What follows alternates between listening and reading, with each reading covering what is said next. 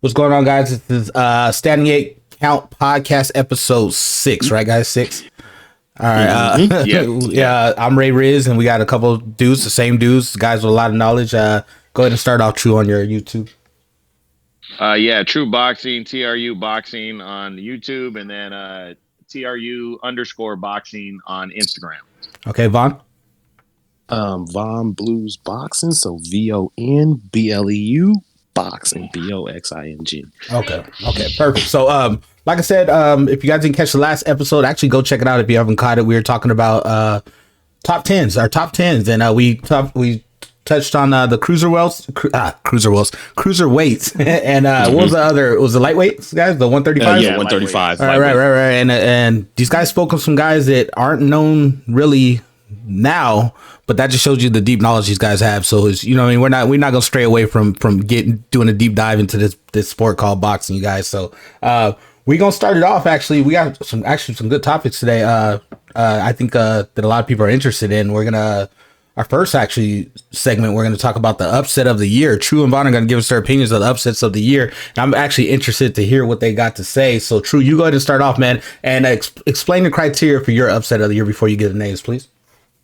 Upset of the year. I mean, in almost every category of boxing awards that I do, it's the bigger the fight, the bigger, the more impact it makes in boxing. I like to give those ones a little bit more love. But upset of the year is just that, is when a guy is not supposed to win and he pulls off a win that nobody's expecting. I mean, it's pretty basic, but there is a little difference. There's like some that are minor upsets that and I'm sure me and Vaughn are both going to have a couple on our list where it was kind of like, oh, that's an upset, but I'm not really surprised, and then there's some that are just like, oh shit, did that happen? Right. So. And obviously those ones are a little bit bigger, but again, it depends on the magnitude of the fight, So how big the fight was, how good the favorite was. Like, if it was a Tyson and Buster Douglas type odds, and the Buster Douglas side wins, then that's obviously a bigger one, and that was for the heavyweight title too. Right. But yeah, so that's kind of my vision on upset of the year and how it works. It's pretty basic, pretty simple. So yeah. Okay. So what are you doing? What, you have top 5? Or are you doing just your one upset a year? What format are we doing? Oh no, I'm gonna go top 5. Okay. Vaughn, if it didn't make your list, you go ahead and comment in on it. So starting with number 5, and this was tough, man. I was splitting hairs on some of these fights, but starting with number 5, it was Alexander Povetkin's 5th round knockout of Dillian White in the heavyweight division. That's on my list. It was for the interim title. Povetkin, 41 years old, a veteran, a former world champion, but a lot of people thought he was past it. And going into this, I was a little surprised and actually upset that Povetkin wasn't getting a little bit more love, but I understood why Dillian White was the favorite going in. But a lot of people were pretty much writing off Povetkin, saying Dillian White's going to win for sure. And they were already talking about Dillian White fighting who was he in line to fight? Fury. He was in line. Yeah, Fury. Because Fury's a champion. So it was like it was like a foregone conclusion. And I was saying to myself, I don't think so. Me and True was like, fighter. no. Yeah. And actually, it started off with Dillian White. I mean, was putting it on him, and he put him down, I think, twice in the 4th round, and it looked like Dillian White was on his way to a knockout. And in the 5th round, Povetkin threw a great uppercut where he kind of stepped into it, moved to the side, and just landed it flush and knocked out Dillian White cold, and became the interim champion at 41 years old. And it was a major win right there. And it was to me it was more of a mild upset, but it was an upset, so it made my list at number 5.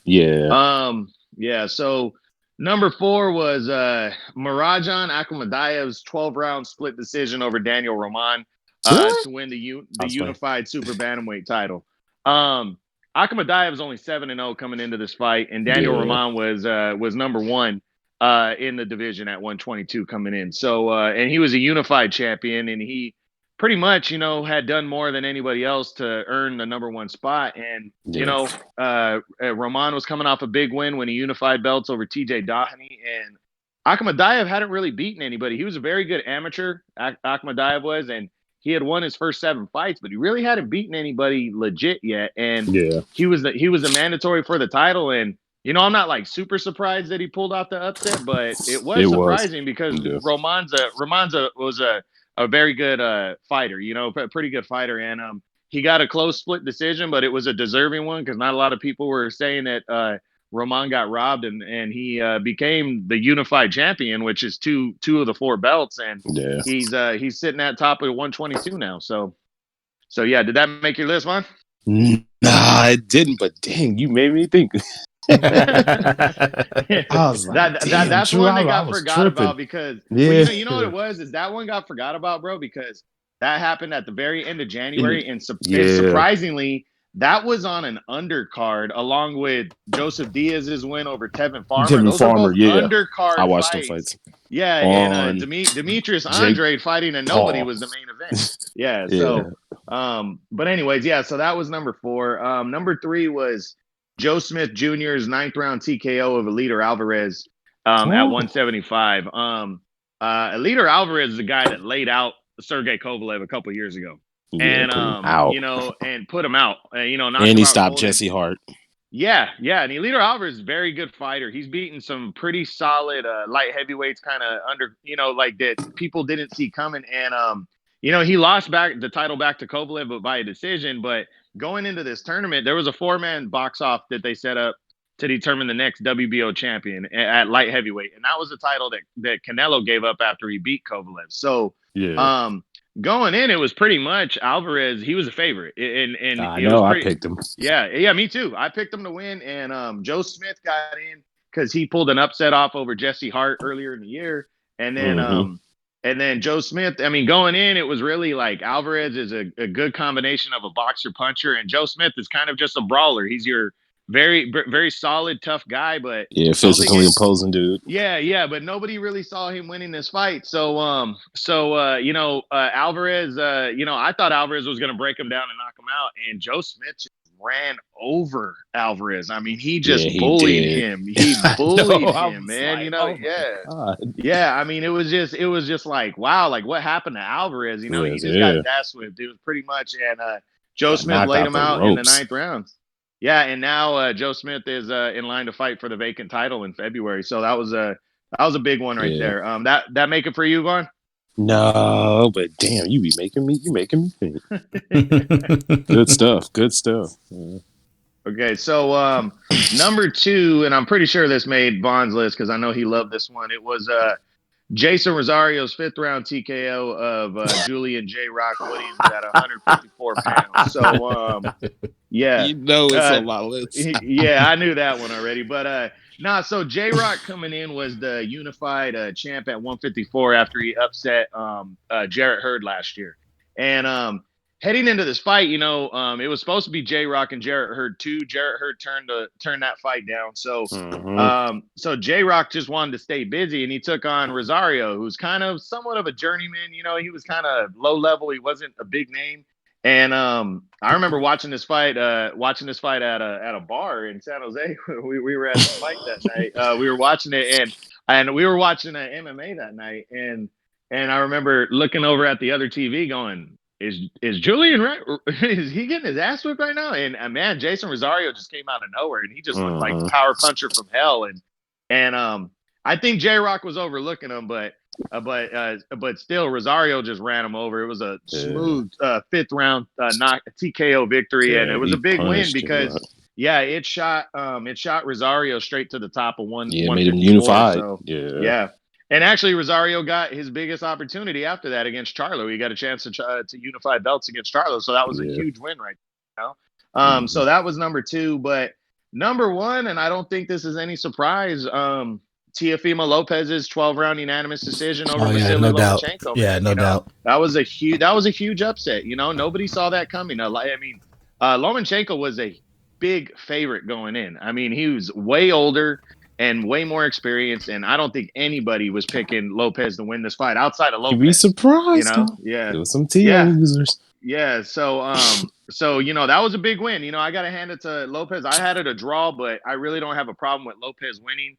It was for the undisputed lightweight title. I mean, it definitely looked like he was in over his head, going into the fight. But man, he made Lomachenko not want to throw a lot of punches the first 6 rounds, and he pretty much put all those rounds in the bag. And then the thing I was most impressed with that night out of Teofimo was the 12th round, man. The way he fought in the 12th round, like he had to win that round, and he fought like a champion that round. And I was really impressed, man. I mean, that's especially after the way rounds 8 through 11 went for him, where Lomachenko was putting it on him. But man, he fought hard and he fought well, and he he became the undisputed lightweight champ. So that was my number 1 upset of the year right there. So interesting. Ooh. Before we jump into Bonds, I actually want to ask you guys a quick question though. Yeah, go ahead, Ray. Can you guys think of any upset that started a boxer's career?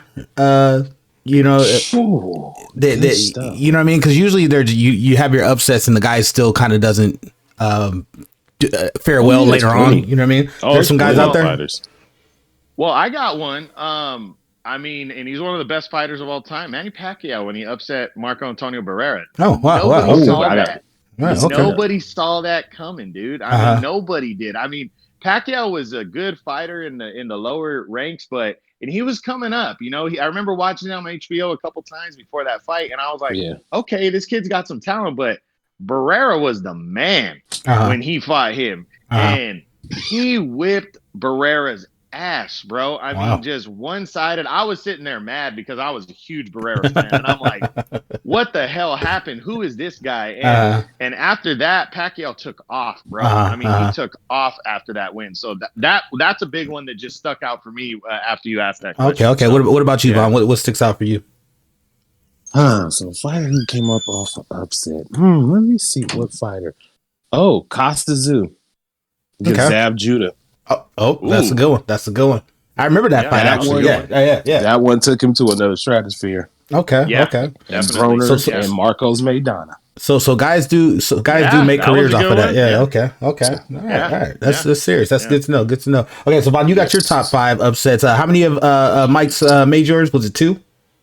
Let me see how many of I had with Mike. I had 2. Yeah, we had 2. Okay. Let's hear your 5. All right, so at number 5, I had Robert Helenius versus Adam Kwiatkowski. That was an upset because Kwiatkowski was, that was a fight that Kwiatkowski was supposed to go in there and look impressive in front of his home crowd in Brooklyn. You know, he had the Polish community came out. I mean, and that was a fight that was going to get Kwiatkowski basically close to a title shot. You know, I think he's ranked high in the WBA rankings. So he probably wouldn't have got it, but he would have been close. You know, he'd been like a number 2, number 1 kind of contender, But then he came up short because it was for the WBA gold belt. And Robert Helenius is a veteran. You know, he's been around the sport for a while. You know, he's a decent heavyweight. Robert's been around for a while. And then the crazy thing about that fight is that Adam Kwiatkowski stopped. Who was that? Gerald Washington. He stopped Gerald Washington. Gerald Washington stopped Robert Helenius. So the triangle theory kicked in on us, and then we thought I was like, oh, Kwiatkowski gonna stop him? Like Gerald Washington gonna? I'm like, oh, Kwiatkowski gonna get him out. Robert Helenius pulled out the hop upset. He was losing the fight for a little bit, but you kept seeing him landing those straight right hands, landing them. And he finally just caught him with a good one. And it just, I mean, you could hear a pin drop once Robert Helenius heard him in here. Kwiatkowski was just like, the whole Brooklyn crowd was just like, oh. So that was my number 5. Okay. Number 4, just like my boy True had, Alexander Povetkin versus Dillian White. You know, True broke it down pretty much why it was an upset, because people thought, like he said, people were thinking that Dillian White was just going to roll through Alexander Povetkin. And I was like, this could be closer if Povetkin could set traps and stuff like that. But the thing was, Dillian White did make it look like 4 rounds like it was easy work, but Povetkin set him up from the first round, hitting him with those hooks to the body, so you can get him to raise his guard up, and then finally hit him with that uppercut. And he just caught him because Dillian is a little susceptible to uppercuts, and that just, that was an upset. And then I got one that's going to throw you guys off. Y'all going to be like, what? Petros Aniana versus Subriel Matisse. Now, Subriel Matisse is a pretty good prospect. He was a good young prospect. He was fighting this dude, Petros Aniana. Now, Petros Aniana he's 12-2. It was just supposed to be a fight that makes Subriel look good. Subriel look good and stuff. I mean, Subriel make him look good and all that stuff. And he went in there and he laid an egg. Like it was shocking. That was a huge upset to me because, it was just like surreal. This dude, there's no way he could have lost this fight, but he came up short. So that was my third one. And then second, I had Ali Akhmadiev and Carlos Gongora. That was an upset because Carlos Gongora was on 18-1 favorite. Now, I never heard he was 18-1 in the betting favorites. Yeah. Now, I never heard of Carlos Gongora, but one of my boys that be up on this amateur boxing and stuff like that, he told me, he was like, don't sleep on Gongora going in that fight. I'm like, Ali Akhmadiev, I don't know what this dude. I'm like, Akhmadiev will probably get him out of there. My boy was like, Carlos Gongora is known in the amateurs. He beat some good fighters in the amateurs. You know what I'm saying? Mm-hmm. I forgot some of the fighters he named. I'm not gonna call him and ask him the dudes he told me he beat in the amateurs. I was like, okay, and he pulled the upset. I mean, it was a good fight, and and Ali Akhmadiev, with some hype with him because he trained with Triple G. He's from Eastern Europe, and the guys from Eastern Europe been coming through in boxing lately. They've been, bringing some good guys, and it's just Gongora stopped him in the 12th round, and I think Gongora needed that because I think they would have gave Ali that split. You know what I'm saying, or that majority draw because of him being the bigger name under Triple G. Card, things of that nature. But Carlos made sure he kept it. He took it away. I mean, 12th round, that just 2 uppercuts. It was just, that was crazy. Wow. And then for my number one upset, Jason Rosario versus Julian Williams. Just like my boy True said, it was an upset. You got this dude, Jason Rosario, not the most known junior middleweight, a guy who lost to Nathan Gallimore some years ago. Had some wins, was on a winning streak, beat Jorge Cota, beat a couple of guys before he got up in there, beat Hernandez. So none of us expected Julian Williams to lose that fight. It was a fight. I was like, okay. I watched a couple film on. I was like, yeah, he gonna get Rosario. I'm like, there's some things that Julian Williams do good. He'll get him. And it just, I don't know if the pressure got to Julian Williams because he was at home in Philly. Or it was just Jason Rosario night. And I just thought that was upset of the year because Jason Rosario came out of nowhere and people was talking about him. Those people that was really thinking he was going to beat Jamel, which I kind of understand. The way he beat J-Rock, I can understand why people was like, oh, this Jamel, is that the kryptonite? You know what I'm saying? Right. So that was my number one upset of the year. Wow. Good set of fights, you guys. That's a lot of, that shows you the boxing is just one of those things that, they're usually, I guess you could say usually the favorite wins, but some of these boxers, man, you can't sleep on them, man, and you can't believe the hype all the time either. So that's a good set of 5 each. So our second segment, actually, are we doing 5 of these also, you guys, or are we just doing one of the non-title fights of the year? Are we doing 5 or just one? Doing 5, yeah. Okay, five. Yeah. Okay, so Von, you gonna start this one up, and what's the criteria for the? Non-title fight of the year is pretty. Yeah, it's pretty. So my non-title one of the year is a fight that basically helps you, puts you in good position. Put you in a title shot, or put you in a big fight, or it gets you, boxers.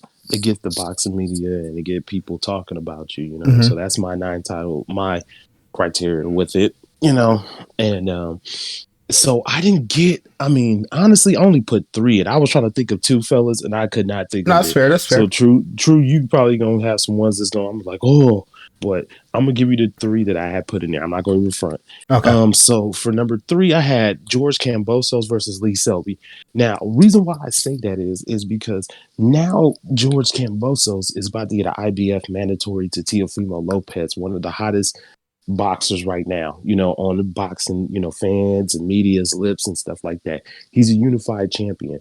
You know what I'm saying? Also, he's going to Australia. He's going to be in his home country. There's a live gate. So that's money right there. Mm-hmm. You know what I'm saying? Mm-hmm. Also, if he could pull up the upset, that would be crazy. Not only did you beat Teofimo in your hometown, and you just won 3 belts. So now the boxing world going to be talking about you. You know what I'm saying? So right. To me, that was a big win for Kambosos beating Selby. Not that it's a major name or whatever. It just put him in position to get a big-ass fight like that. Quick question, Bob. Quick question on that. Yeah. You said about the home crowd. In boxing, does it matter just as much as any other sport when you have that home crowd? Does it happen often, or is it something that just rarely happens? You got to take advantage of it? Sometimes it can. Sometimes it can help you. Sometimes it can. Maybe with the judges. You know, Okay. but I mean, once you get in the ring, I don't know. You know what I'm saying?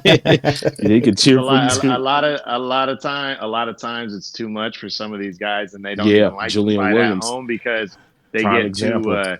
they get too hyped up. You know, I remember Or one from the back in the anxiety. day was Corey Spinks and Zab Judah, man. I mean, Corey Yep. Spinks in St. Louis, Yep, he brung Nelly out. yeah. Yep. Oh yeah, he came out doing the Well, dance. He was all Nelly fun. well, tell me Zab this Judah though. knocked his ass out. Tell me this though. As a judge, if you see a flurry of punches and the crowd cheers, would you kind of interpret that as make the boxer making contact?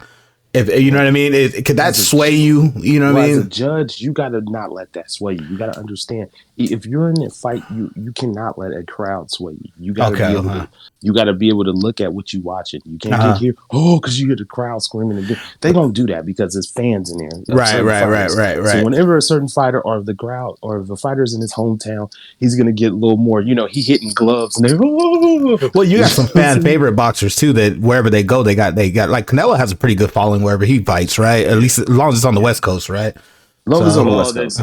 Well, the thing, New York, one quick thing I want to throw in here about Kambosos and Lopez in Australia is the last big major title fight we had in Australia was one of the biggest robberies of all time. What fight was that? Horn and Manny Pacquiao. Jeff Horn and Manny Pacquiao. Didn't know that. I didn't know that. Pacquiao got robbed that night. Robbed. T.O. better be careful. He better get him out of there. All right, sorry to get you off your list. Go ahead, Bob. Sorry about that, man. That's why I put it on my list, because that fight, I'm like, T.O., you going to Australia too? And if it's even remotely close, and Bob is swayed by that money, the Australians about to give him that live crowd.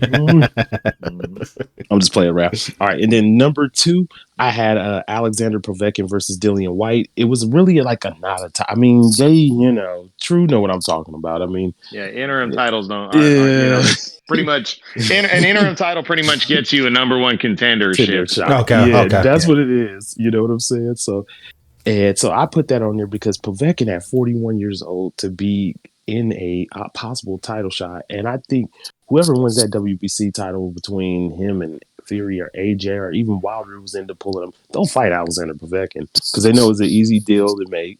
He has a name. He has a resume. You know what I'm saying? So they put him in a pretty damn good position. You know what I'm saying?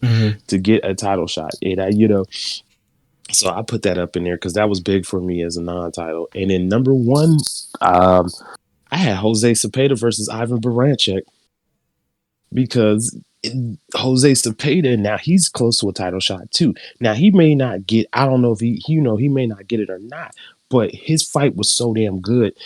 People are going to want to see him fight again. You know what I'm saying? Like he put himself in position, depending on what happened with Josh Taylor and Jose Ramirez when they fight, depending on if one go up weight or something or one stay down, Cepeda gonna probably get a title shot being on top rank. You know what I'm saying? So he put himself to fight one of those dudes that's gonna be a 4-belt undisputed champion. You know what I'm saying? Right. So the opportunity, for Jose Cepeda is there, and it was a fight, possibly fight of the year. That fight was excellent. It was bonkers. You know what I'm saying? So that was my 3 non-titles. I know I was supposed to come up with 2. I just couldn't think of it, fellas. Okay. Go ahead, True. Did you have any other ones? Just want to. 2 of them made it on mine, but the Kambosos one didn't. But it was close because you're right, man.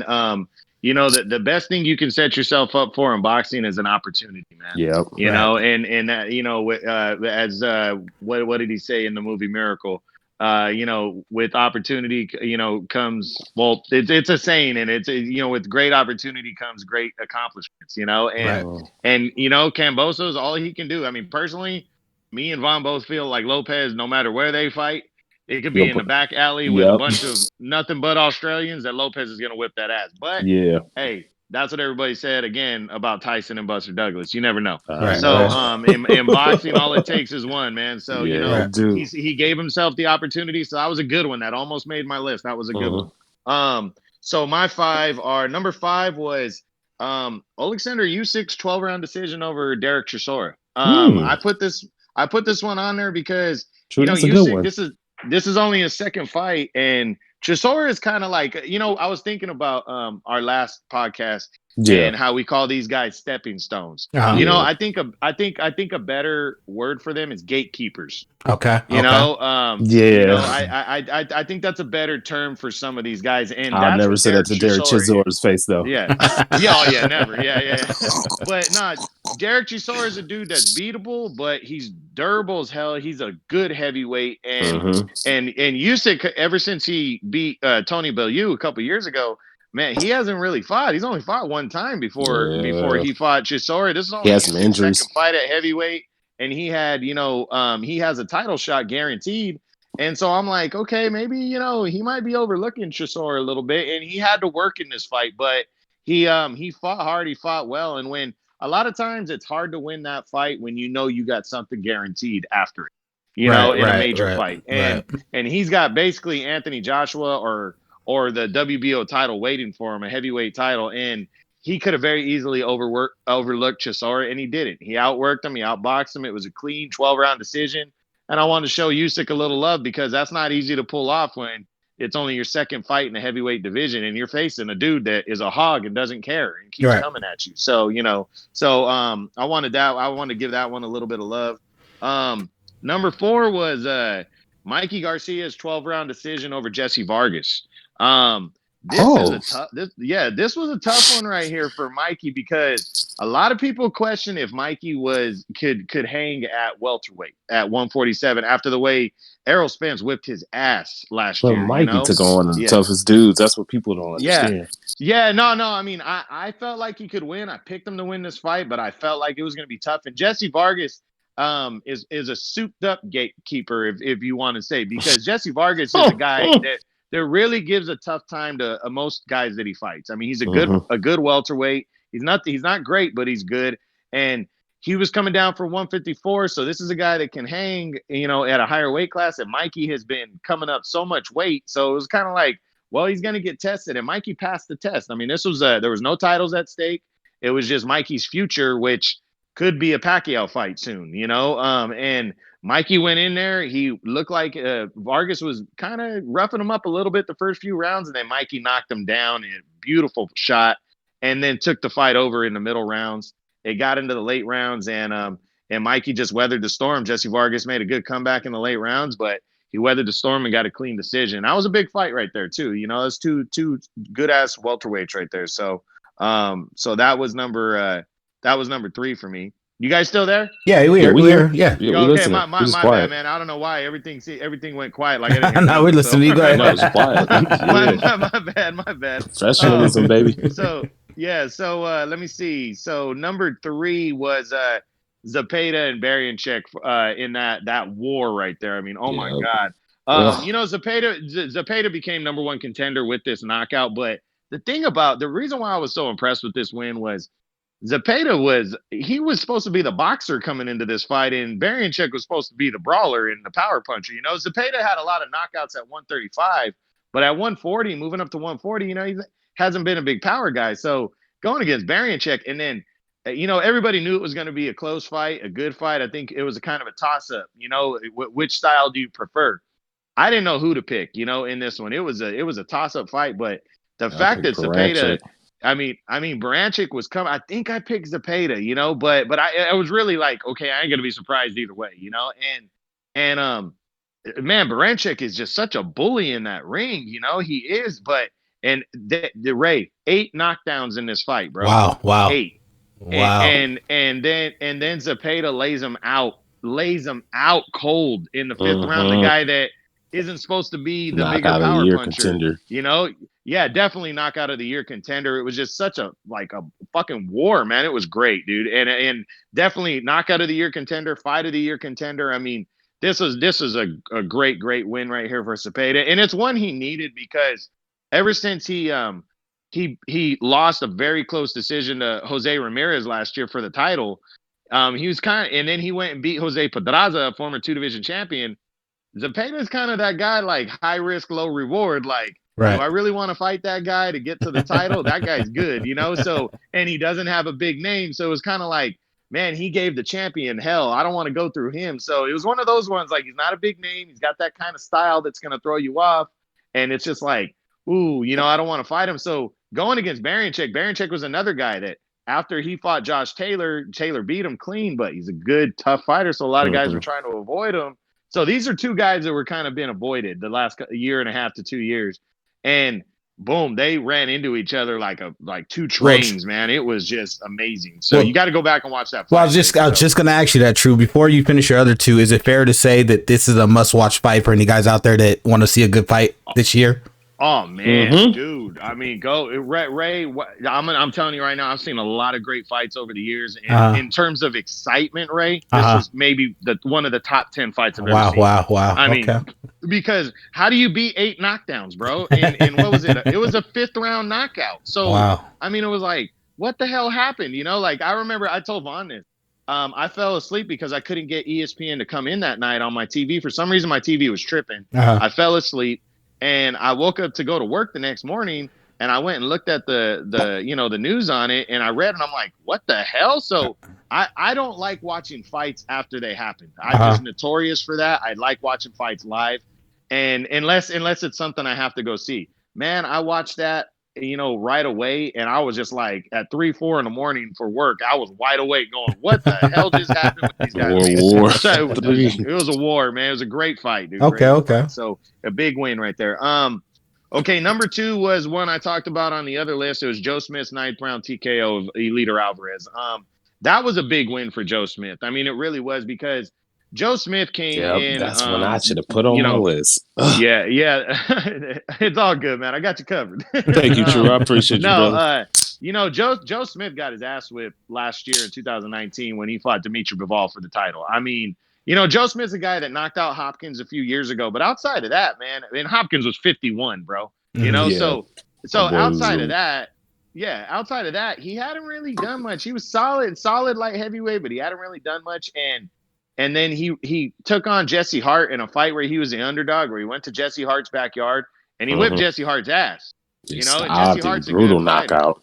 And then he fought Alvarez, and again, this was that tournament, to get in line. And he kind of was a substitute for Gilberto Ramirez, because Ramirez was having promotional issues. So Joe Smith kind of got slid into this thing. So going in against the favorite of the box office in Alvarez, nobody thought. I mean, there wasn't a lot of people that thought he was going to win, and he just pounded on Alvarez for 9 rounds before finally stopping him. It was just a nice and a brutal knockout, and he shot from, after getting his ass whipped, to like number 3 at light heavyweight. I mean, he is like really in a great position after 2 wins, and honestly, he's a contender for fight of the year, or fighter of the year, for his performance. He's one of the rare guys that had 2 major wins during COVID, during the COVID year. He didn't just have, a lot of guys only fought once, and some guys had he had 1 major win. He had 2 major wins at light heavyweight, and he totally rejuvenated his career with this performance. So yeah, that one's number 2.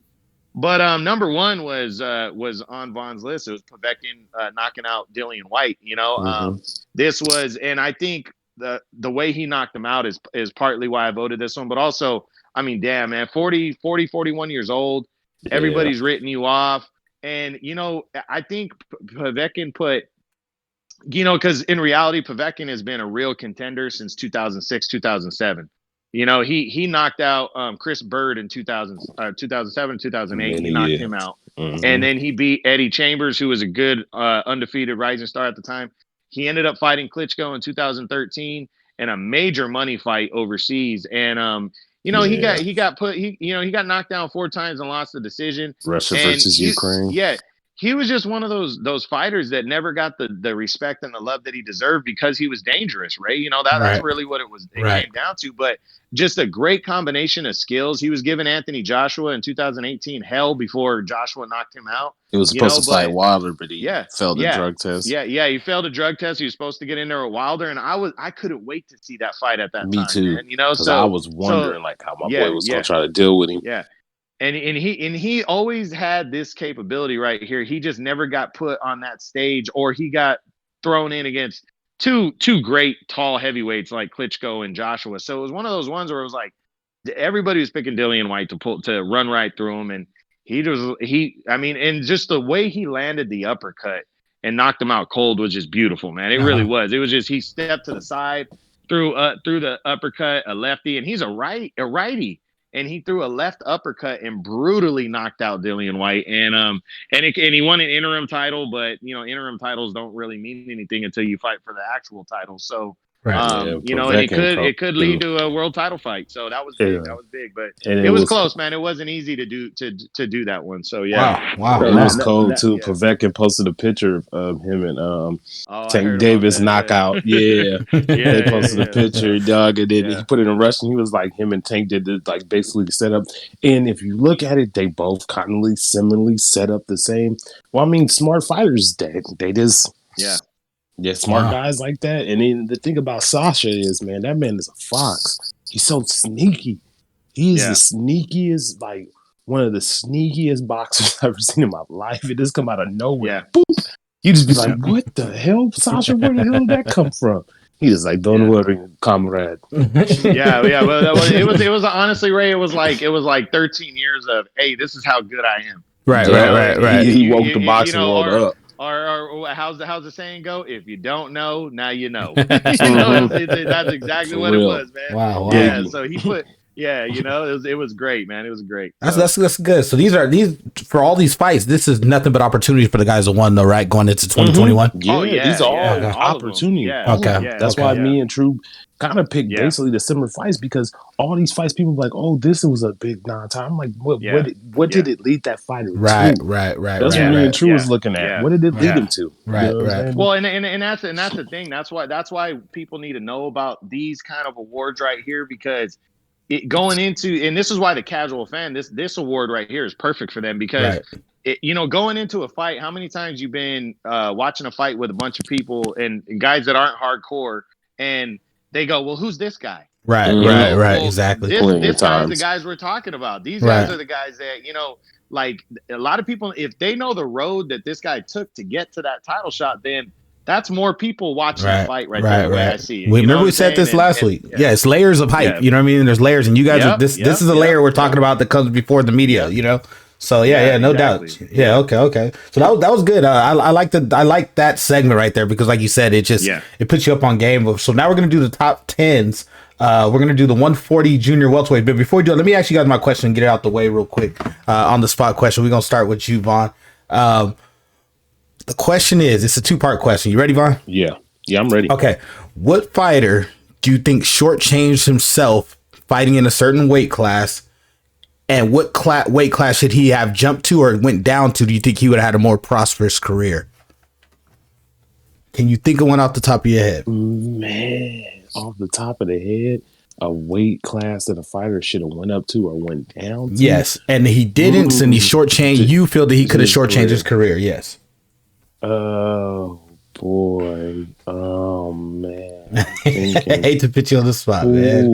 You stumped me with that. You haven't stumped me, but it's like I'm thinking of a dude who I just felt like he should have just stayed at a certain. True, if you got one, you could jump in and give Vaughn a little time if you could think of one. Right. Yeah. Right now, Mikey Garcia, man. I know he wants those big time money fights and prestige fights at welterweight, but I don't think Mikey touches most of the guys in the top 5. All the guys that he wants, I don't think he touches them.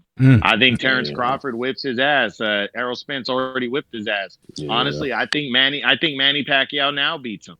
I honestly, though, the fight that people wanted to see up until about a year and a half, 2 years ago, was Mikey Garcia and Vasily Lomachenko. They were both at lightweight.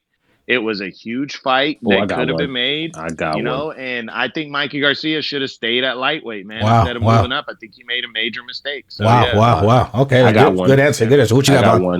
I got one of my dog, the can man, Adrian Broner. He should have stayed at 140. That's a good one. Yeah, he jumped up to 147 way too quick. Actually, he was dominant. He was dominant at 135. Man, he was dominant at 135. Dominant 135, but Broner couldn't make that weight no more. Maybe I don't know what it was, but 135, laziness, 140. That's what it was, bro. AB just didn't dedicate it. I mean, So Broner went up to 140. So a 7-pound jump, or 12 pounds jump. He jumped 12. 12 pounds, bro. And is that big for boxing? To 147. I mean, it can be because Adrian Broner was really needed to stay at 135, 140. I thought that was a weight he should have stayed for a minute before he went up to 147. I think when he made that jump, he made it too quick. And then Adrian Broner, to think about him, people may not like his personality and stuff like that. But the thing with Adrian Broner, he would fight anybody. You know, he fought Ryan Garcia, Yeah. Sean Porter, Manny Pacquiao. I mean, he'd fought damn near everybody. You know what I'm saying? And that's he made that mistake. I just feel like he should have stayed at 140. Are we writing Broner off? Are we done with him? Are we writing him off? Broner's done, bro. You think I'm not quick to write the young man off because he's still young. No. I'll give him one more chance. So you think he should? I won't, bro. When you go and basically collect the check and you're fighting one of the best fighters in the world or of all time, in Manny Pacquiao, and you just go to collect the check. Yeah, no, I'm sorry. I'm done with Adrian Broner. I liked his style. I always had respect for who he fought, but that what he did in the Pacquiao fight and then all the domestic issues and all the bullshit. I mean, I'm just honestly, bro, like I'm done with that guy. He's never going to beat any of the top guys at 147. True. He did it for the hood, though. Remember he said anybody can get it. He goes African. I love that. He said I just beat the fuck out of a Mexican. He went in Dominicans, Africans, Mexicans. Yeah, he was. AB was a fool. That was funny. Hey, do you guys watch Teen Mom too, or like my? Do you guys watch Teen Mom and stuff like this that? This guy. No. Because you know. That's what I see with Adrian Broner. I mean, I don't know. Man. Like I said, I'm watching the boxing. Guys. You know, I understand it's entertainment and shit like that. Hey, Bond. Another boxer took Mike's lunch money in high school. Man. I know. Who was it last week? That you had? Was it Haney? It was Haney, wasn't it? Oh yeah. Hey, I defend my stance on Haney and Broner, man. But on the real, Broner's not going to beat any of the top guys. He's just not. At that weight, or Broner's problem? No, Broner's go to 140. He'd be okay. He'll be all right. 140. Broner's problem is in the ring. You know, we can talk about all the stuff outside the ring. Yeah, but it's in the ring. But in the ring, the guy doesn't move. He stands there and doesn't throw a lot of punches. He doesn't throw a lot, and that's why he loses fights, because he doesn't throw a lot of punches. He stands there and he just he tries to give you the imitation Mayweather shoulder roll, but he ain't Mayweather. That's the problem. So I mean, I don't know, Broner. I'm done with that guy. I don't think that guy's dedicated. He all he wants to do is collect the check. That's all he wants to do. Okay. Fair enough. Let him make his money. People will watch him. So yeah. All right, let's get on to our top 10. So we're doing the 140 junior welterweights. True, go ahead and start it off, man, and let us know. Actually, let us know who didn't make the list that you're surprised at this year, if you have anybody. Well, I give the guys that dropped out. Okay. Those guys. So I had two guys that dropped out from last year. First is former champ Maurice Hooker. He was previously my number 7. And the only reason he dropped out is because he's pretty much moving up in weight. He hasn't made his official welterweight debut. Yep, he ain't in mine either. True. Yep. Yeah, but I dropped him out because he hasn't made the debut, but he's pretty much confirmed that he's done with 140. So the other guy that dropped Maurice out too big for that weight. Yeah, he is. The other guy that dropped out is former champ Kira Relic. He fought in the World Boxing Super Series. He has a couple nice wins. He got his last fight was April of last year. He got his ass whipped against Regis Prograis in the Super Series semifinals. But his problem that I read, because I was wondering what happened to the guy, his problem is there's something going on. I think there's like some kind of civil war going on in this country. Oh wow. And he can't get out of the country is what's going on with him. Is it? Hold on, I'm about to find out right now. Keep going. I read some kind of thing. I don't know where Relic's from, though. I'm about to find out. Just so you know, he's one of those places, Bulgaria or something like that. Before you go further on, for the guys listening, what's the criteria? You had to fight or have a fight scheduled since July last year going into this year, right? Well, yeah. That's you had to have fought. You had to have fought since July of last year till now, or if you haven't, you have to have your next fight scheduled in order to still make the top 10. Man. All right, just for the guys. Normally, it's a 1-year thing. It's a 1-year thing because I can't give love to a guy that hasn't fought in over a year, man. I mean, or another one that we're gonna get to is is if you have an injury that you haven't given us a timetable on when you're back, I drop you out of the top 10 temporarily. Okay. So it's nothing personal on some because guys that didn't make it. no, Yeah, it's not at all. just Not at all. criteria Yeah. based. Okay, go ahead. Yeah.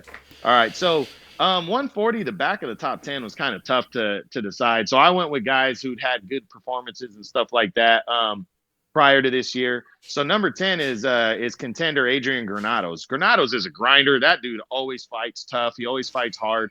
And he's been in a ring with some of the best fighters. He moved up to welterweight for a few years trying to make a name there. Lost to Sean Porter, got knocked out against Danny Garcia. But last year he moved down and met Robert Easter Jr., the former lightweight champion, and when Robert was making his debut at 140.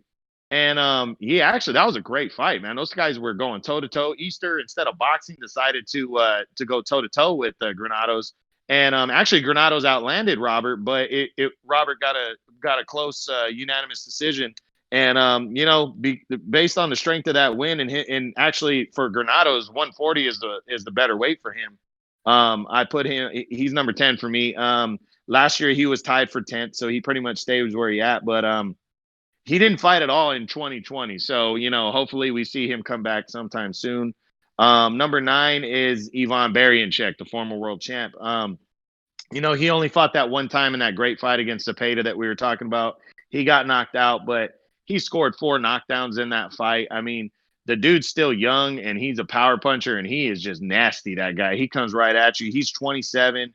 And he's just, he's a bully, man. So he needs to bounce back after that knockout loss, but he shouldn't take that one so hard, man, because he fought his ass off and almost knocked Zepeda out. So hopefully we see him back soon. Number 8 is former 2-division champion Jose Pedraza. Pedraza was one of the rare guys to fight twice this year. He fought a former world title challenger, Mikel Lespierre, in July, got a decision.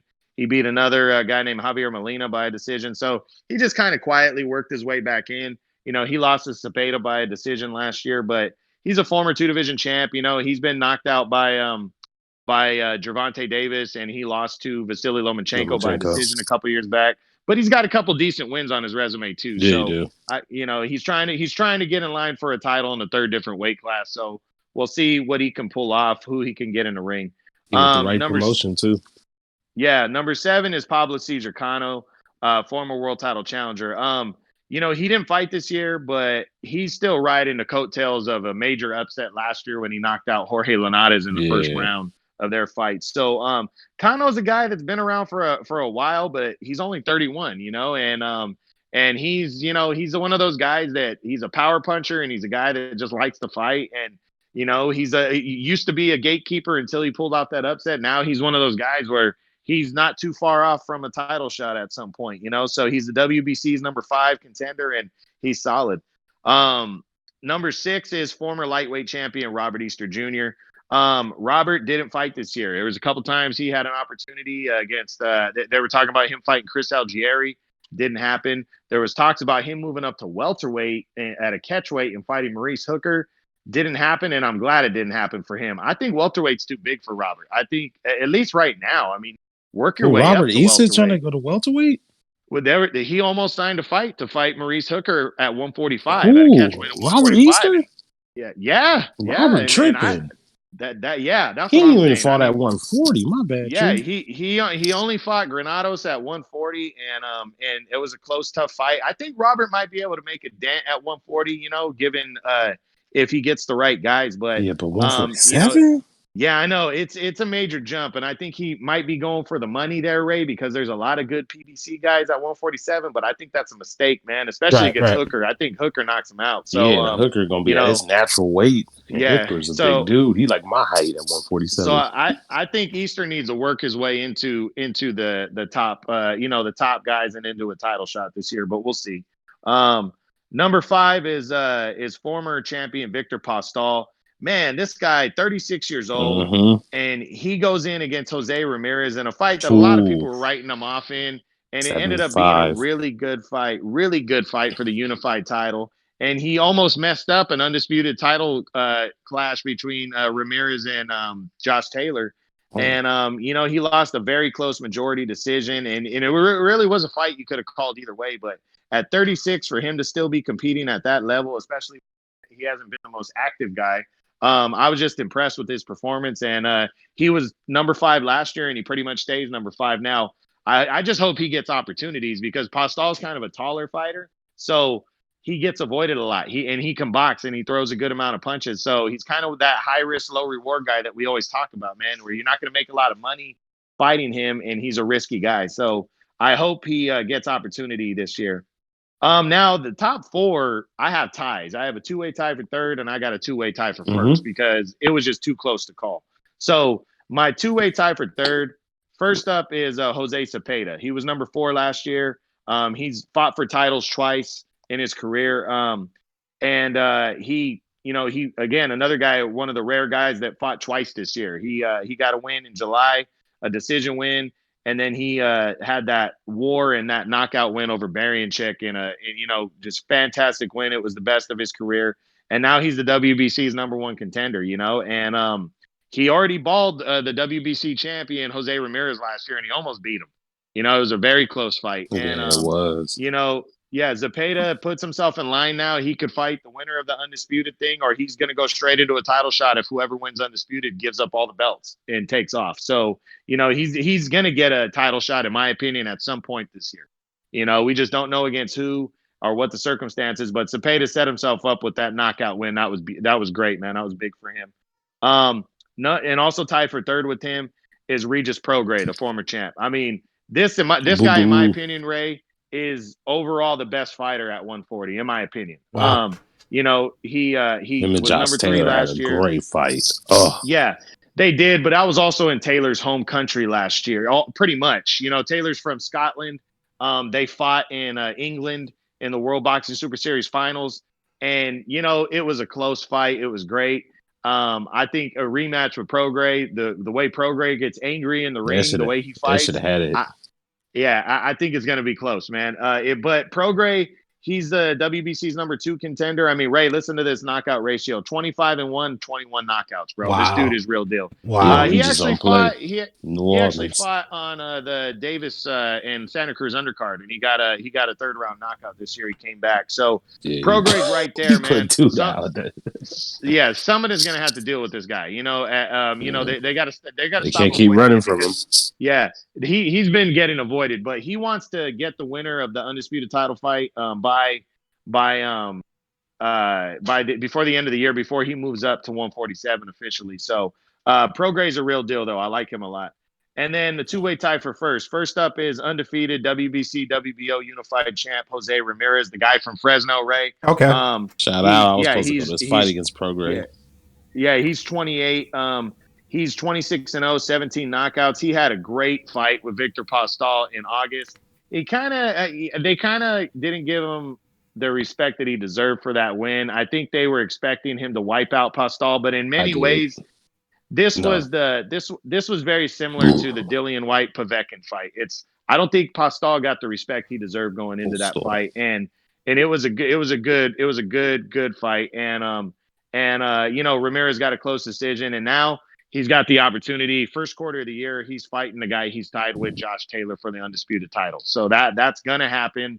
No ifs, ands, or buts. They're going to be fighting in the first quarter of the year. And Ramirez gets to prove if he's the top dog, and he gets one of the rare distinctions of becoming a four belt world champion. So that's him. And then tied for him for first is Josh Taylor, the unified champion. He's got the other 2 belts in the division.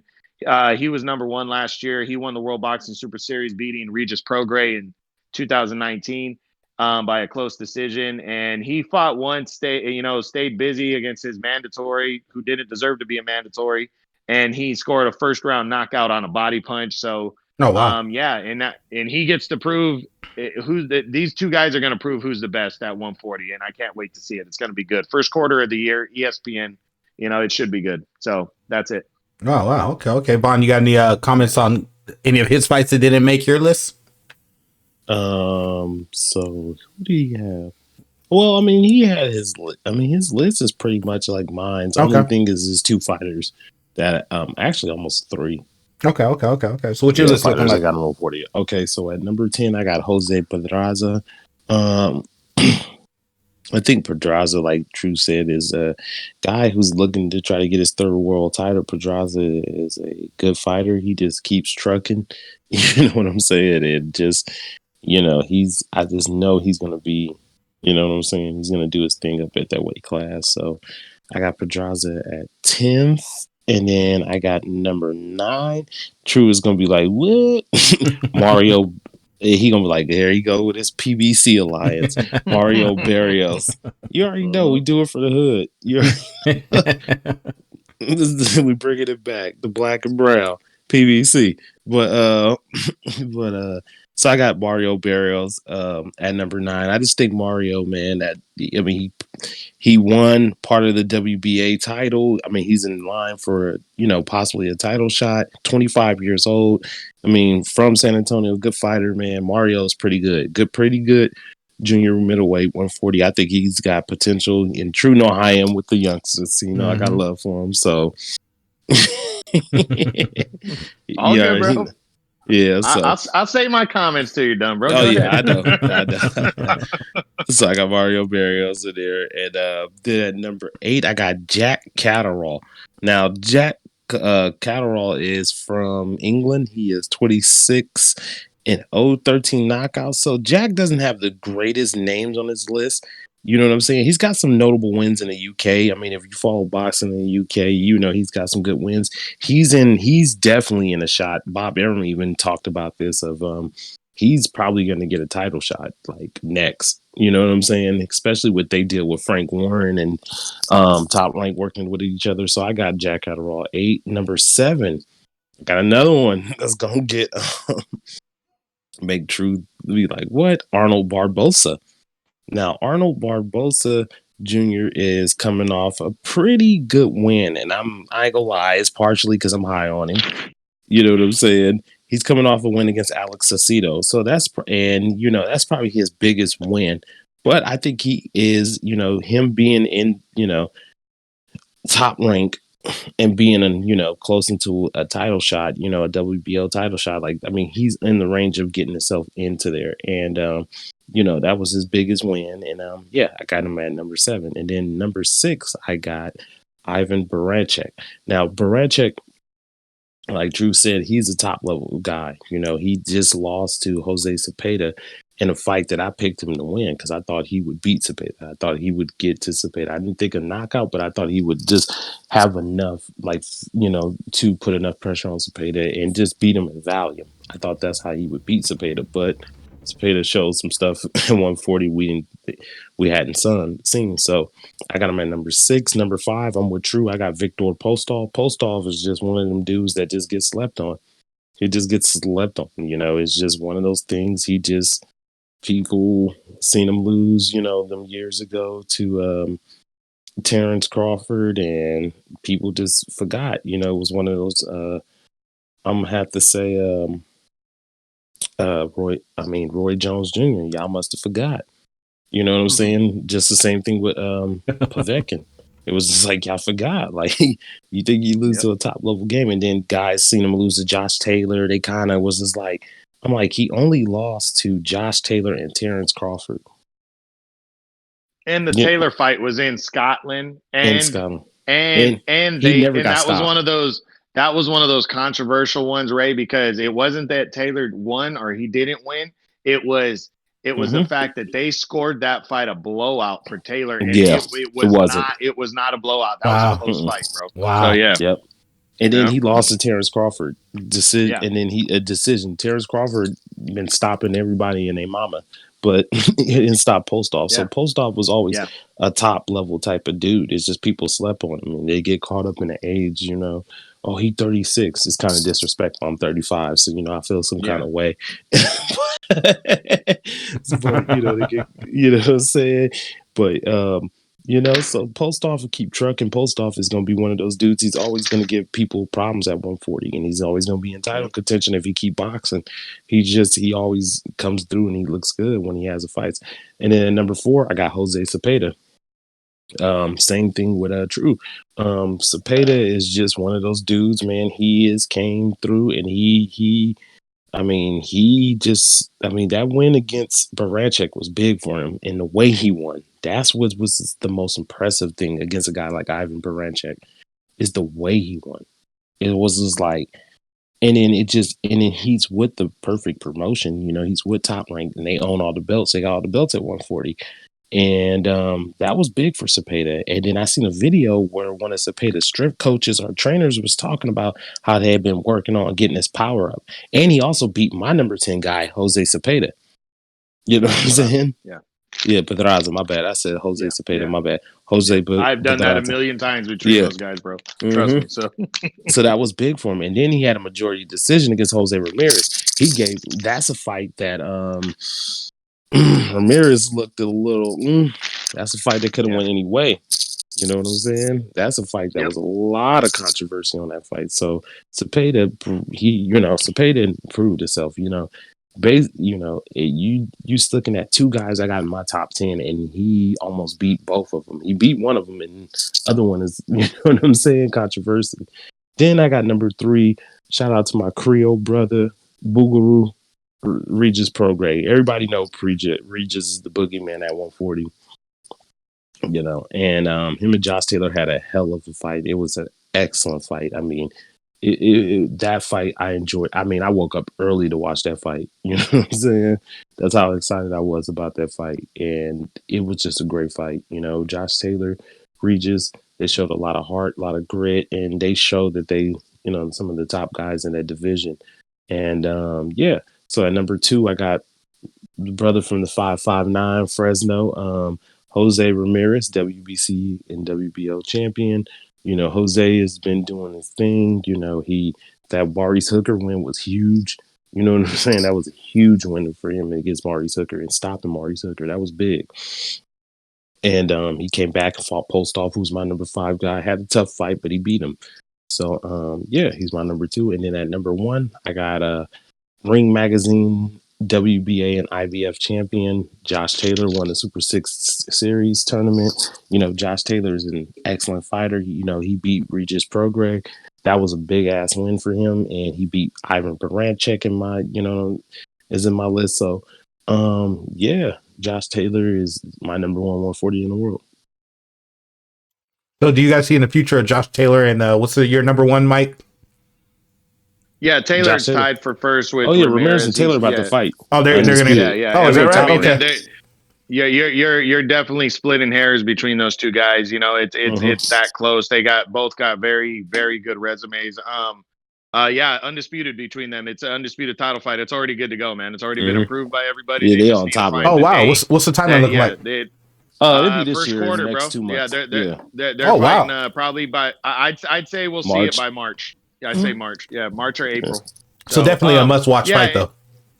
Yeah, and definitely. Just real quick. I don't have a problem with some of these guys at the back.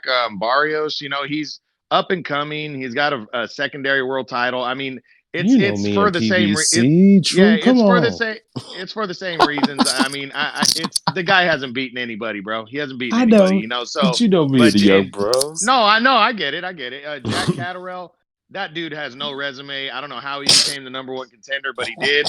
And and Vaughn's right. He's fighting for a title next, man. I mean, because he went top. He's a mandatory. Yeah, they actually paid him step aside money, right? So he's getting paid. Well, explain. Step aside money is if you're the mandatory and you're lined up for a title shot and they want to get the title shot to somebody else. Yeah. They pay you money to step aside. Oh wow, so that's all it is. Yeah, so you get paid to wait around for the winner. So wow, okay. And then Arnold Barboza didn't miss it by much, bro. Like I literally was flirting with having him tied for 10th or not. He had a win over Alex Saucedo, a guy that's fought for a world title, but he wasn't super impressive in that fight. He made that fight harder on himself. Yeah, it definitely did. And that's why if he would have won that fight more convincingly, I definitely would have had him in the top 10 because Saucedo is legit. But you know, he didn't. So I was just like, not yet. But he's close. He's very close. So so those are the 3 guys that, yeah. All them dudes is in top rank too. That's a cool thing. Only one fighter is not in top. 2 of them, Regis and Mario. Wow. Yeah. It's big. That's big.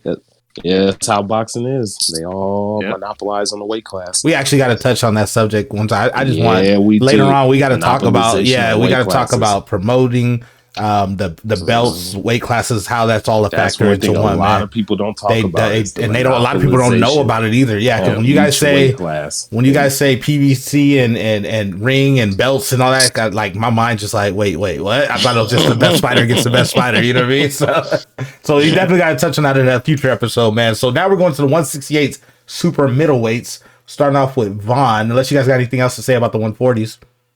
Not really. That's pretty much it. We'll start with the 168s. All right, so 168, I'm going to get it cracking off for me. I got Fedor Chindunov. Now, the thing about the 168 division is it's top heavy. Meaning by the top 4 or 5 guys are like, you know what I'm saying, at that division. Right. Like, the really high level, you know what I'm saying? Like, there's not a lot of, depth in that division. Mm-hmm. There's a lot of good guys in the top class, in the weight class, but there's not a ton of depth. So number 10, I got Fedor Chindunov. I think Fedor Chindunov has been around at 168 for a while. He came down from 175. He's in my top 10. I think he's a, decent guy. I think as far as when it comes to that division, as far as guys fluctuate weight, you get guys, there's a lot of guys from 160 that's in 168 now, a ton of them. And, that's where I got Fedor Chindunov. And then at number 9, I got Caleb Truax. Now, Caleb Truax has been around for a while. Seasoned fighter, grizzy dude. He's 37, so people always look at his age. He came from the middleweight division. He was pretty decent in the middle division. He's fought some good fighters. He beat James DeGale. He lost to Anthony Durrell. He got stopped. He got stopped against Danny Jacobs in the 12th round. That was years ago in middleweight. But then he went up. He had no contest against Peter Quillen. So I got him up there because, the 168 division, there's not a ton of competition. So he's number 9 at my division. Then number 8, I got John Ryder. Now, John Ryder is a dude, he's from the UK. I keep up with a little bit of UK fighters because, they like to get on as Americans about, you guys don't give us any credit. So 168, he had a close fight against Callum Smith. Callum Smith was number 1 in the 168 division until Canelo beat him. He had a really, really, really close fight with him. I watched that fight later on after I got back from the Wilder fight. So he is number 8 in my division. Just like I said, 168 is not super like depth, but there's some good fighters. And then at number 7, I got the former champion Anthony Durrell. Now, Anthony Durrell at the 168 division probably has one of the better resumes at 168 pounds. You know what I'm saying? He has probably one of the better resumes. He fought more of the bigger names. He stopped Caleb Truax. He lost the majority decision to Badu Jack. He fought Saki Obika. Now, Saki Obika is an older dude, but he's been around a long time. You know what I'm saying? He fought also Avil Yurdim, who's going to probably fight Canelo in February, and he lost to David Benavidez in a fight that I thought he fought decently in, but Benavidez just being David Benavidez, he gave him problems. Now, number 6, this is where True is going to be like, what? This is the one that the True is going to be, what? Danny Jacobs. Now, the reason why I got Danny Jacobs at number 6. Now, Danny Jacobs doesn't have the biggest resume at 168. He hasn't fought the biggest names, but his resume at 160 and the guys fighting, the fight he had with Canelo Alvarez, and Canelo being the top dog at 168 and Canelo winning that fight and it being that, not close, but competitive. I gave Danny Jacobs 6 because I think at those top, Durrell, Ryder, Caleb True, Chindorf, I think Danny Jacobs can beat them. You know what I'm saying? If he come to show up the fight, if he don't fight like how he fought against Gabe Rosario. And so I got him at number 6. Number 5, I got the WBO champion, Billy Joe Saunders. Billy Joe is, good quality fighter. He's been around for a while. Billy Joe, his inactivity sometimes gives him problems. I don't know why Billy Joe be so inactive sometimes. But I got him At number 5, WBO champion.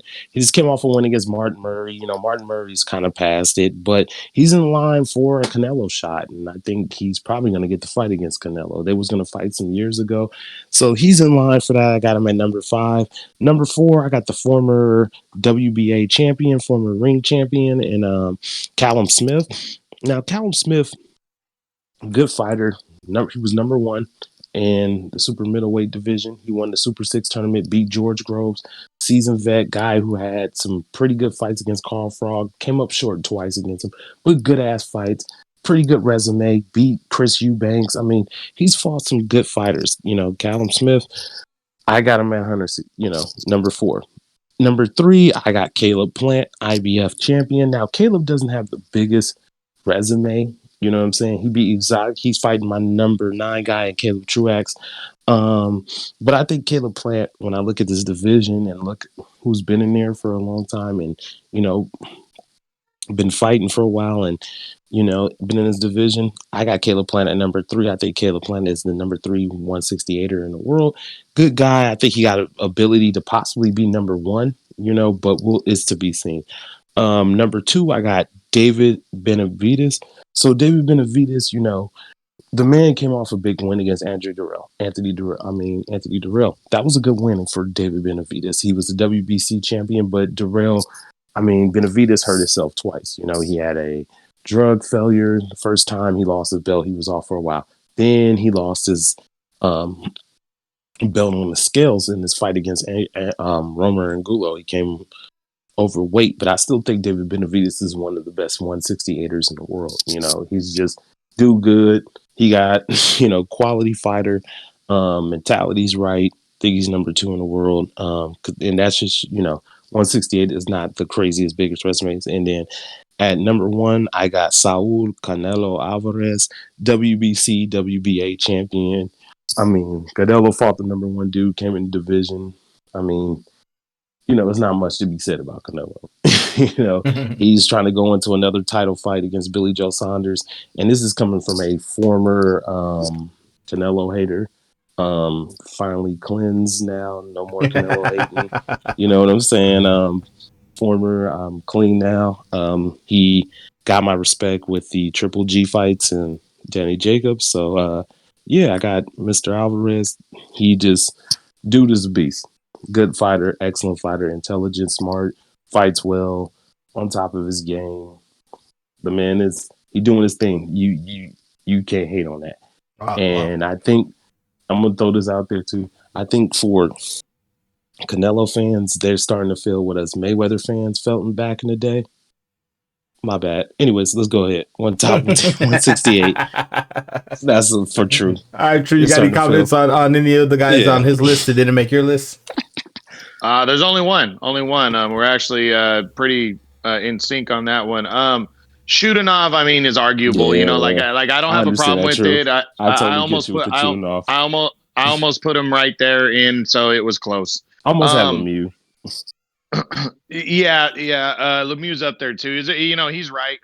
There's not a lot of top tier depth. You know, right. At to that are threats. But I only got one guy dropping out from last year. That was Avni Yildirim. He was number 9. You see, Yildirim's fighting Canelo almost for sure on February 27th because Mexico. He's the mandatory to the belt. It's going to be in Mexico. You know, this is pretty much Canelo just trying to shake off a mandatory and get a knockout win prior to bigger fights in May and September. So Yildirim's going to get his chance. By the time that fight happens, it's going to be 2 years since he fought Durrell. Canelo's going to whip his ass and knock him out. That's pretty much what's going to happen. But Yildirim's getting his opportunity like we were talking about earlier. Mm-hmm. So number 10 for me is former champion Caleb Truax. He dropped 3 spots from number 7. He's 37. He's taking on Caleb Plant. He's getting another shot at a world title, probably his last one. And we'll see what happens. Personally, I think he's going to get his ass whipped, but you never know. You never know. We thought James DeGale was going to whip his ass in 2017, and he pulled out the upset of the year. And then everybody thought DeGale was overlooking him and was gonna whip his ass in a rematch. And he fought DeGale great in the rematch. DeGale won a close decision in that one. So Truax is a hog, man. He doesn't care. He's a grinder. He knows he's a gatekeeper, and he accepts that role, and he keeps grinding. So I like him. Number 9's former world title challenger John Ryder. Not much to say about Ryder. He's got a direct shot against Fedor Shudanov next for the WBA regular belt. We're gonna see how good Ryder is. Personally, I think Callum Smith was overlooking him. I think he at best he's one of those kind of local UK fighters, B, C level, but we'll see. I mean, he cashed in on his opportunity against Smith. He almost pulled off that win. He's going to get a shot shooting off. The one thing he has is experience, and he's a former champ. So we're going to see how good Ryder is when they fight. Number 8 is, and this is the only guy that wasn't on Vaughn's list, is Lionel Thompson. He was he was number 8 last year, so he stayed there. He's 35, but this guy last year beat Jose Ustadegi right at the end of the year. Yeah. And he really put it on Ustadegi too. And Ustadegi's a former champ. So, he made my list. He's solid, but he's avoided, but he almost got Benavidez in April. He was one of the guys Benavidez was considering in April, but he ended up passing on him because this guy was a career light heavyweight, bro, that only got knocked out once at light heavyweight, and he moved down in weight for Ustadegi and got the win. So this guy is no easy task. He's got an awkward style. He can take shots. No easy task. So we'll see about him. Number 7 is former 2-time champ Anthony Durrell. He drops 1 spot from number 6. He's 36. I think he's just looking for one more big fight or title shot, and then he's going to call it quits. He was talking about retiring last year, but he put on a decent performance against Benavidez before getting stopped. And I think that kind of got him hungry for more. So we'll see. But Durrell's one of those guys that doesn't like to fight good fighters in between big fights. He just likes to pretty much smash on, lower level guys and then get into a bigger fight. He fights for the PBC. Who knows? He might have to take a risk and take on somebody that is like a Lionel Thompson, who's also with the PBC. He might have to fight him to get up to a world title shot. So we'll see what happens. Number 6 is undefeated IBF champion Caleb Plant. It's really, you can argue anywhere from 2 to 6. It's splitting hairs with these guys' resumes. I mean, Plant is in the Canelo sweepstakes. Eddie Reynoso, Canelo's trainer and our management team, said that Plant is one of 3 guys for the May and September fights that are being considered for Canelo, because there's Billy Joe, there's Caleb Plant, and there's Triple G. We're gonna see what Caleb Plant can do against Caleb Truax. I think if he smashes on Truax, which he should, and impresses, then he could get the fight with Canelo in May, or he could get the fight with Canelo in September. Because the one thing he's got working for him over Triple G is he has a title belt. Canelo wants to become undisputed. So Caleb Plant's got the tools. He's a good boxer. He needs a good performance against Truax on January 30th on PBC. And I think he's going to get it, and he's going to be right there, because he almost had the fight against Canelo on the 19th, but Fox and Showtime couldn't secure a pay-per-view slot. So that's what happened there. That's why Canelo went on to fight Callum Smith. So we'll see. Caleb Plant's going to get his opportunity, though, in 2021. Number 5 is undefeated WBO champ Billy Joe Saunders. He drops 1 spot from number 4. Billy Joe's in the Canelo sweepstakes, as Vaughn said. So he's very, very good shot that he's going to get. If he doesn't get Canelo, Danny Jacobs is there, wants to fight him. And I wouldn't be surprised. Andrade and Triple G could move up to 168 chasing Canelo, and he might have to go through Saunders to do it, to get a belt. Yeah. So I think Billy Joe's going to get a big fight next against somebody, one of those guys, and he's got to prove himself, because he really hasn't had a big fight since his fight with David Lemieux in 2017. So we're going to see how he does. Number 4 is former 2-time champ David Benavidez. Benavidez is 24, very young, 23-0, 20 knockouts. He just keeps blowing it for himself. I like Vaughn's failed drug thing. He tested positive for cocaine, bro. I try to be nice. True. No, nice. Toy has decorum. He lost his decorum. He should have had some decorum. He lost his title, because of drugs, man. Wow.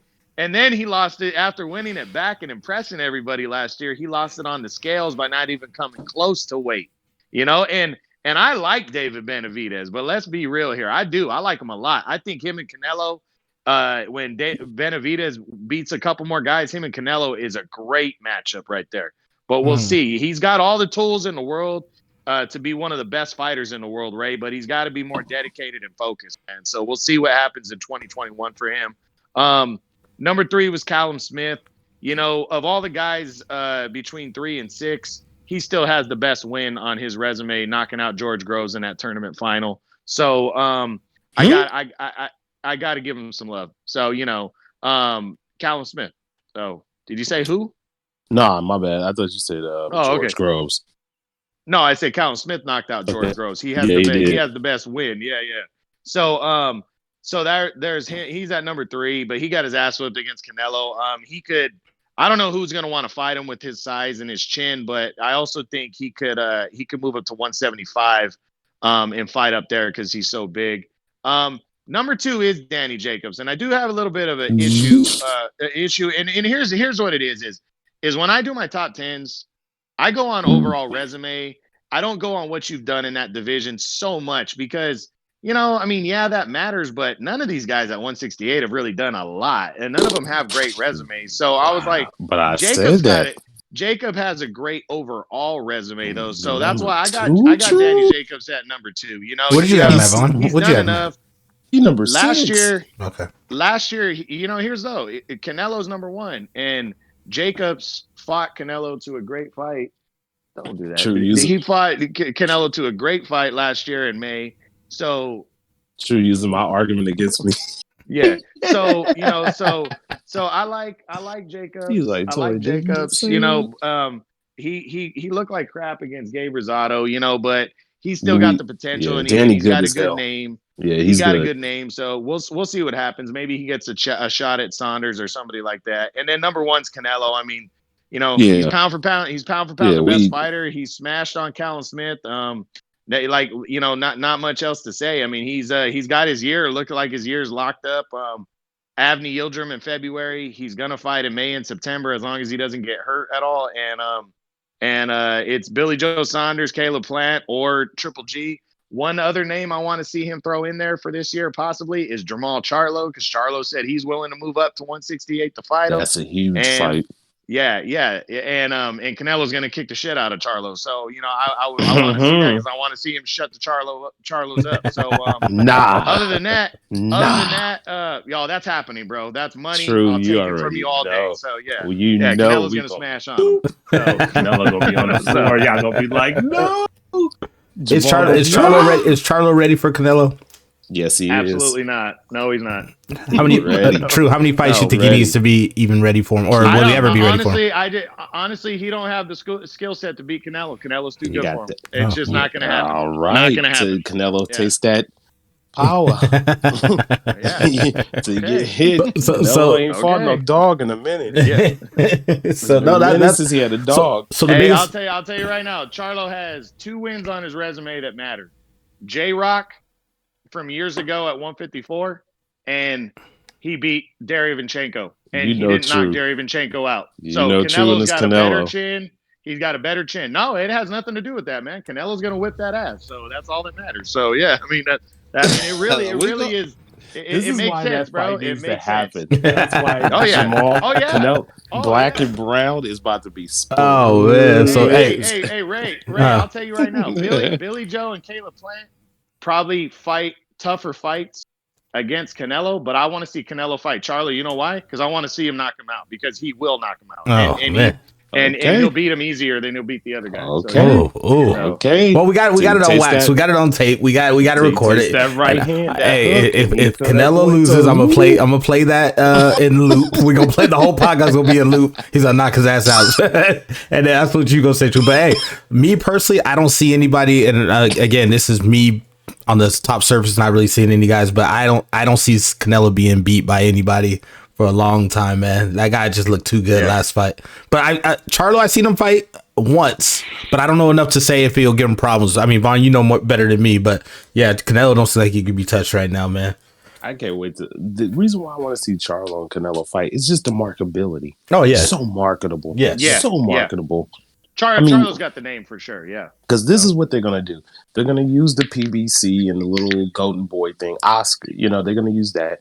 Then you got the black and brown element. They always use in the boxing. Let's be realistic. Yeah, no they're doubt. gonna use that. They're gonna sell that, and then Jamal gonna play the bad guy. You know what I'm saying? It checks all the boxes. Yeah. Regardless how that fight goes. Oh yeah. Canelo's the favorite, regardless. Like, let's just keep it 1,000. I like Jamal, but Canelo the favorite. Right. He's gonna talk that fight up. It's gonna be juicy, and then Canelo's gonna knock his ass out, bro. And I can't wait, dude. I can't Jamal wait. look at him with that right hand. Another boxer that took his lunch money. He won't. I know Jamal. He won't even land that straight money. Right. So, that hook gonna come in. He gonna be on the floor. Canelo, they gonna be hurt. Oh, they gonna man. be like Mayates. Hey, I remember what was that Mayweather? When Mayweather fought, whose old boy did he fight? Where protect yourself at all times. Where he tried to shake Mayweather's hand and get after him. Ortiz. I was gonna go out that night in Modesto, and it happened to be Latin night that night. And when I seen that, I was like, yeah, I'm staying in tonight. I was like, so it changed my plans. You know what I mean? It's like I'm not trying to get no fights tonight because I know a lot of people was pissed off about that. One thing I want to say about Canelo, last thing real quick. I really hope him and Triple G fight this year, man. I want to see the third fight more than anything. I think most people do. And Triple G could move up to 168 to chase him. And I hope the fight happens, chase man. That bag. That's the fight people want to see more than anybody else. And it's the fight that Canelo should take. That's the best thing, Ray, is he's going to make the most money with that fight. It's the fight he should take because since Canelo the last, year and a half to 2 years has really been talked about as pound for pound and now is pretty much confirmed as that. Who's the only guy that gave him a fight recently that really gave him a fight that really you could argue beat him? And that was Triple G. Right. So a third fight has to happen, bro. And Triple G ain't getting no younger either. Yeah, we rather see him. But true, you know how Canelo feel about that Triple G, man. Yeah. Canelo ain't feeling that. He trying to go Billy Joe and Caleb Plant. Reynoso just did the interview. He said Triple G's one of the three, but he said this: if Triple G wants to fight, he's got to come to 168. Triple G will come to 168. He will do that. So we'll see. We'll see how Canelo feels about it because Triple G's gonna jump through them hoops to get that fight. And you know why? Because DAZN. I said this the other day. DAZN paid Triple G 6 fights, $100 million. Right? He's 3 fights into that. No, contract. 150 million. No, it was 100. But anyway, he's making $16+ million per fight, and he hasn't fought anybody. DAZN wants a return on that. Oh, I see. So and part of the reason they signed him to that is because they signed Canelo to that big contract back then, and it was in hopes that these guys were going to fight at least one more time during their contract. Canelo's not with DAZN anymore, so they're going to try to swing Canelo over there for that fight. So so we'll see, man. We'll see. Rummy just did a video. Canelo Alvarez since losing against Floyd Mayweather Jr. Man. All right, so we got some big. We got actually a couple fights coming up this weekend. I'm messing with True. Me and True always go to that every video. Honestly, it doesn't affect me at all. Like I said, don't affect me at all. He's punching the air right now, Bob. He's punching the air. Every Mayweather fan will never mention that he made Canelo cut 2 extra pounds. It's like, so what? And I'm sorry, I picked Floyd to win, even if they fought at 154. But your boy started but doing that's what the thing. Floyd did. Canelo is doing what Floyd's doing right now. He did the weight. He did with Triple G though. He's doing it with Triple G, right? No, he did the catch weight with the Kovalev. He did catch weights. He did a couple of catch weights. He did not do a catch weight with Kovalev. No, he didn't. That was at full on 175. Hold on, but isn't he? Is he considered the only guy? He tried to do Danny Jacobs. Danny Jacobs. He tried to do him, and Danny said, "Nah, I'll take the mill." That was a rule, though. But by Danny Jacobs' world title, that was a rule. You had to be within 10 pounds. or else you couldn't fight for it. That What was is the rule. what is Canelo fighting at right now? See, I'm messing with True. I'm messing Oh, with he's fighting at 168. Okay, so he ain't messing with me. He knows these rules. I'm messing with him That's all because he tried to. good. Nah. Because last week Yeah, he tried to take shots at no. my boy. It's So, it's not shots, it's facts. That's the thing. Listen, man, listen. It's every facts that Mayweather Floyd fan got him. says that. It's Floyd's facts Oh that yeah, TB. but here's the problem. Right. No running. Let me In the Hey, we going down a rabbit hole, man. Go ahead. I'll listen. No, Go ahead. let me calm it down for 1 second, bro. And this is a God's honest truth. And I keep saying it. I picked Mayweather to win that fight no matter what weight they fight at. I picked him to win no matter what. And so I don't understand why he needed to have him cut an extra 2 pounds to get that But extra your boy advantage. fought at what? Well, my question to you, True, is 2 pounds that effective when it comes to boxing? It can be when you haven't really fought at that weight that much. It can Floyd be. never fought at 154 like that. He only fought Cotto and beat him. He was number one at 154. Yeah, because Oscar wanted that. He was the B side. He took his B side 70 to 30. He beat him. So why didn't he want to fight? Because Canelo. It's a rabbit hole, man. That wasn't the only guy. That wasn't the only guy he played with weight on. He played with Marquez, and then he came in overweight. I mean, he did it against guys he didn't have to do it against. Your boy did it too. Your boy learned from him. Against? That's why Rummy made a video. Rummy just made the video. Canelo Who did he do it against? Since losing against Mayweather. That's that. Who did changed. Canelo do it against? How many times got asked the same question? Who did he do it against? We're going to have to revisit Kobe, that, man. Danny Jacobs took $1 million hit on it. He took $1 million hit. That wasn't Canelo. That was not Canelo. That was the governing body's God, man. See? You got to back arguments up with facts. Are you guys done? You got to back it up with facts. Are you guys done? That's not a fact. That's not a fact. We're done. We're done. You guys done? All right. I'm done. I'm just messing with you. I'm getting it back from last week. You tried to take shots at the money, man. How long you guys been dating? How long you guys been married for? It's crazy, man. Nah, I had to mess with True. I got to mess with you because he got on my guy last week. Okay. I had to give him the 12. Whatever I say, there's facts behind it, bro. Man. Yeah. So we're not done. We're not done. 50-0. All right. So last segment, man.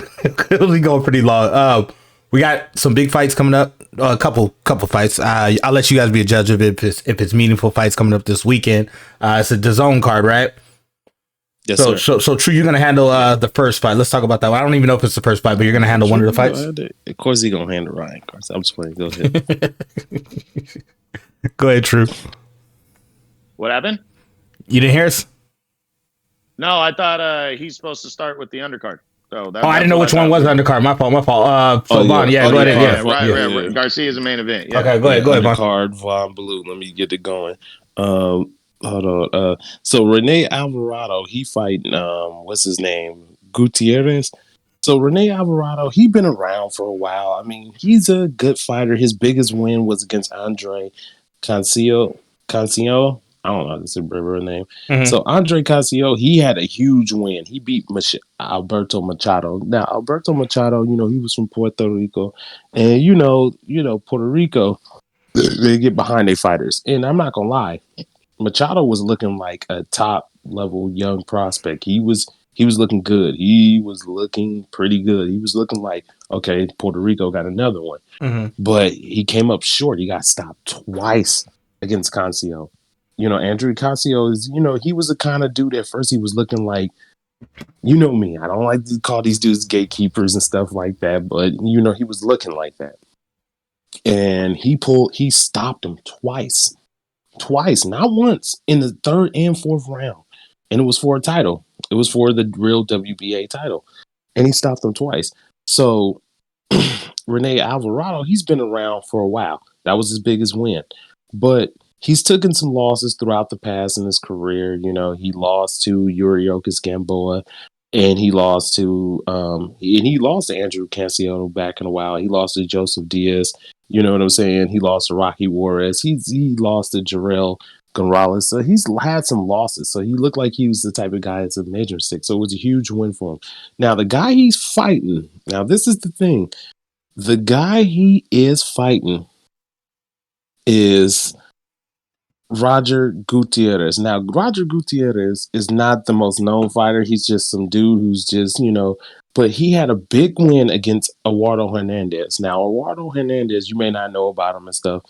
Eduardo Hernandez was knocking cats out left and right. And he's young. He's like 23, 22 years old. This dude is 30. He has 31 fights, but he has 27 knockouts. Now, people are going to knock his opponents, but a lot of his opponents had like 30 and 40 fights. And he's 21, 20 years old with not a lot of amateur experience, but he was KOing guys, like getting them out of there. And he lost to Gutierrez. So that was kind of like, it was shocking and he got stopped by Gutierrez. I remember watching that fight on Boxing Azteca, and I was just like, what the? It was shocking. It was shocking. But so it's going to be interesting. Alvarado, it's going to be a good fight. And Gutierrez has been KOing guys. He's been on a little knockout winning streak. And so Rene need to be ready. He need not to sleep on this guy. So it's going to be a good fight. It'll be a nice fight before the main event. So, True, go ahead and hit the Ryan Garcia and Luke Campbell. Well, yeah, on Alvarado and Gutierrez, this is their rematch from 2017 when, Alvarado knocked him out. But, Gutierrez is, he's the guy. Alvarado doesn't need to make the same mistake that Cancio made with him. Cancio knocked him out, and then they rematched, and Cancio was supposed to win the rematch, and Alvarado broke him down and knocked him out. So Alvarado doesn't need to make that mistake. He worked a long time to get into that position, and he finally became a world champion, and he wants to hold on to that belt, and he's got to go through Gutierrez again to do it and to get bigger fights. It could lead, because he's with Golden Boy, it could lead to a Joseph Diaz unification if Diaz gets past his next guy. So you never know. We'll see what happens. But, Alvarado's decent, so it should be a pretty decent fight against Gutierrez. I got Alvarado winning either a late stoppage or a decision win and holding on to the belt. But the main event is a really, really good fight, man. Ryan Garcia, his moment is here, as they say. This is his chance to really throw himself into the mix at lightweight for real, and he's taking on Luke Campbell, former Olympic gold medalist, former world title challenger. Campbell's been in there with some good fighters, and he's almost become a world champion, and he needs to really, this is a toss-up fight if you look at it on paper, but I think Garcia is the favorite going in, and for good reason. He's the young lion, and I think he's gonna get the win here. I think he's gonna beat Campbell, even though Campbell's good. I think Garcia is gonna beat him and get the knockout, and knockout in the middle to later rounds, and he will stay undefeated. And it's for the interim title. And if he wins, he fights. He's supposed to fight Devin Haney, and he's the mandatory for Devin Haney. So for that one. Now, what do you got to say about that? You got to let me finish first, bro. So yeah. Oh yeah, go ahead. Anyways, I'm always quiet. Go ahead. Campbell's Campbell's solid though. Campbell's a good fighter, man. So he's one of my top 5 lightweights right now, and if Garcia beats him, he moves straight into the top 5. So we'll see. So it's gonna be good, man. Good main event. I got Garcia winning that fight though, so it should be good. Okay. So Bon, you got any comments on that fight? It's a good fight. I mean, Ryan Garcia, Luke Campbell, top level fight. This is the type of fight that he proves himself, and So who do you got winning that one? I think I don't know. I haven't picked really who I thought it was, but my big thing in this fight is 5 to 5 rounds. My thing has been like, what happens after 5 rounds? If Ryan Garcia don't get this guy out of here in 5 rounds, it's like Luke Campbell is no bum. You're gonna walk through him and put him out. Like, this dude ain't no bum. You know what I'm saying? And this is gonna be a true test. This is a big step up for Ryan Garcia, and I do respect him for taking a step up. And I mean, he's in a position for a mandatory, fighting Devin Haney, but he said F Devin Haney. He wants to take Davis' fight. So, so it's to be seen. It's gonna be a good fight. I think it's gonna be. I don't know. It's gonna be a close fight. I'm gonna give my predictions this weekend about that fight. Okay, and that's this Saturday is the fights, right, guys? Mm-hmm. Okay. Yeah, So Saturday on the Zone. so back on that Canelo Mayweather thing, I'm reading this website. Oh God! Hold on, because I gotta throw this. Ray, did you hear what he said about your mama? Is that what you're doing right now? My bad. Mayweather was notorious for this, but Canelo, they say 5 fights. Canelo did this also. They said the only ass track was Miguel Cotto because Cotto changed the weight, but the 4 it was Alfredo Angulo, Rolanda Lara, James Kirkland, and Amir Khan. Yeah, weight king. He learned from Floyd. So can Go ahead. Go ahead. Yeah. Okay. Like I said, certain ones are rules. You said so. Yeah, that's why I want you to clarify. But go ahead. Well. Okay. So did they say where Angulo was it IBF? If it's IBF, then that's a weight thing. Let me see. Okay. It just named the 5. It just said, I'll read off the paragraph. It says during negotiations they ended up agreeing on Canelo weighed in at WBC champion Austin Trout. Canelo will follow up with 5 consecutive catchweight fights at 155 against Alfredo Angulo. Okay. No, go ahead. Speak on it. Okay. 2 pounds. Okay. 2 pounds. No. Okay. Hey, you gonna let me talk, bro? Because if you let me talk, I can answer. I mean, go ahead. I interrupt you like that. Let me be quiet. Okay. So, the catch weights on those, Ray. Canelo and the other guys were fighting at 154. Canelo said, "Fight me at 155." They moved up in weight. He didn't have them cut pounds down in weight. Fair argument. That's like Mayweather did. That's a fair argument. What happened. Okay. The Lara fight, they were both the 2 best guys at 154, and Canelo fought him at 155. Both of them were 155. Okay. The Amir Khan fight, Canelo was fighting at 160, was the middleweight champion. Amir Khan fought at 147.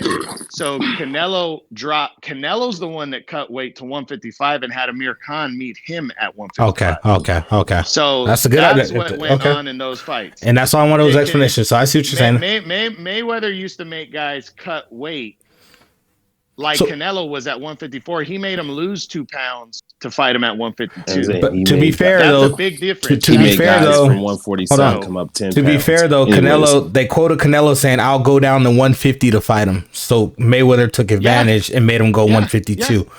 So, I mean, well, to get the money, of course. And I talk. See, that's the thing. I said last week, Canelo had the perfect. If you want to call it an excuse or you want to call it the truth, whatever you want to call it, Canelo had that perfect excuse. I'm going to make a lot of money. I'm 22, and if I lose to this guy, I lost to the pound for pound best fighter. Yeah, right. And I can bounce back from it. So he had it all laid out for him. That kind of thing. My thing has always been this, and people always just hear the shit talk part of it, which it really isn't. I'm pointing out facts, but people don't hear the compliments that I give Mayweather all the time. Right. I picked Mayweather to win. I said he was going to smash on Canelo. He did. And here's the biggest thing is I don't understand. I think he would have smashed on him no matter what weight they fought at. So I'm like, why make him cut the weight then? Right. I mean, I don't understand that. And that's why I say about Floyd's style. Why don't you just go for it a little more? Because you got a great chin. Nobody's ever even hurt you outside of Mosley catching you. Right. And and you'd be fine and you'd have a much better legacy. And nobody can get past the when I say, oh, I got a criticism about Mayweather, and everybody throws their arms up. Oh my God, don't talk trash about Mayweather. Nah, I'm pointing out facts, man. I'm pointing out facts. Okay. I wish that guy. That's not a fact, bro. That's not a fact. Okay, that's an opinion you're pointing out. So. Vaughn, what's your argument on this side, Vaughn? Okay, my argument on the side. How many catch weights he had? Go ahead, run that back. 5. He had 5. You want to read them off? How many Floyd had? He never made a guy Floyd. Cut weight. He never made a guy cut weight. So it's not the catch weight that you're saying true. It's the fact that it was cutting weight, pretty much, that you're saying is. Made guys cut weight, and that hurts a fighter. Let's see. De La Hoya was criminal. De La Hoya was criminal for that. I'm trying to find. De La Hoya was criminal. Floyd, he did that to Floyd. Cotto's done it.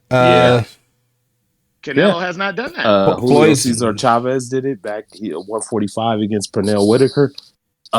Floyd did to Marquez, and then ended up coming in overweight, paid him $300,000. He did it to Canelo.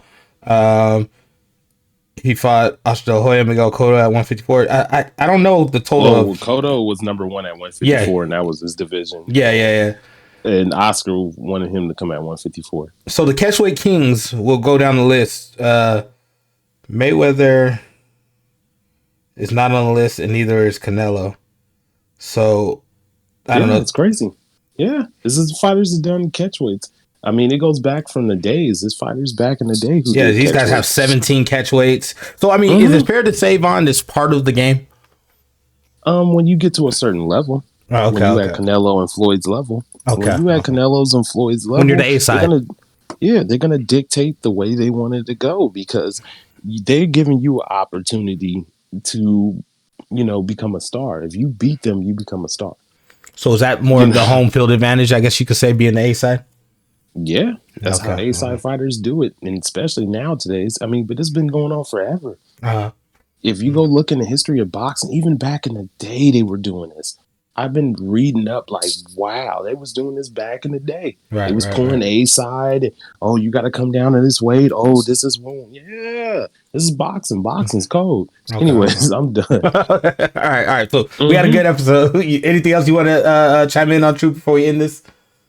The only the catch weights, yeah, they do happen, but when you purposely make a guy cut weight, it definitely affects the fighter. It always has with those catch weights, and see that's the thing. So if everybody jumped off the bridge, Chavez that's did it okay, to then, right? At 145. That's what I'm saying. Like, back in the day, if everybody's doing it, then it makes it okay. Cotto done it. Floyd done it. So Canelo done it. I'm asking you a yes or no question. Does it make it okay to do it? Well, if it's not okay to do it, and that's what you're saying, then you talking about some of the greatest fighters doing this. This has been going on forever. I'm not asking that question. I asked you yes or no. Because everybody else does it, does it make it okay to do it? Well, I mean, you got to say that about Lomachenko. Well, you got to say all the fighters. Then you're saying everything. Not answering about the question. I'm going to answer the question. Okay. I'm going to answer the question. Yes, I guess I will. I mean, for you to justify what you're saying, you want me to say yes, it's wrong, and then I guess it's wrong. No, for all the fighters. I didn't know. I want you to be your honest. boys done it. My boys done it. No. Well, if you say it's okay, say no. What? Make the fighter cut weight or make a fighter gain weight? Because it's both of them. No, it's not to cut weight. Cut weight. Well, it's wrong. It affects the fighter in both ways. It affects the fighter cutting weight and it affects the fighter going up weight. If you got a guy that's 147 pounds, I mean, did it affect Mikey Garcia going up 2 weight classes fighting Earl Spence? Did it? Yeah, but going up and coming down are 2 different things. They're 2 different things. So yeah, I think they both have their benefits. They both have negatives, benefits and negatives. I think cutting weight, you might feel weaker. I think putting on weight, you might feel sluggish. You might feel sluggish or slower, and you may not have the same stamina. It goes both ways. It's wrong on both sides. But fighters have been doing it since the beginning of time in boxing. So if you're going to criticize one fighter for doing, you got to criticize all of them because all of them have done it. And Floyd and Canelo are not even in the top 5 of making guys weight drain or come up weight.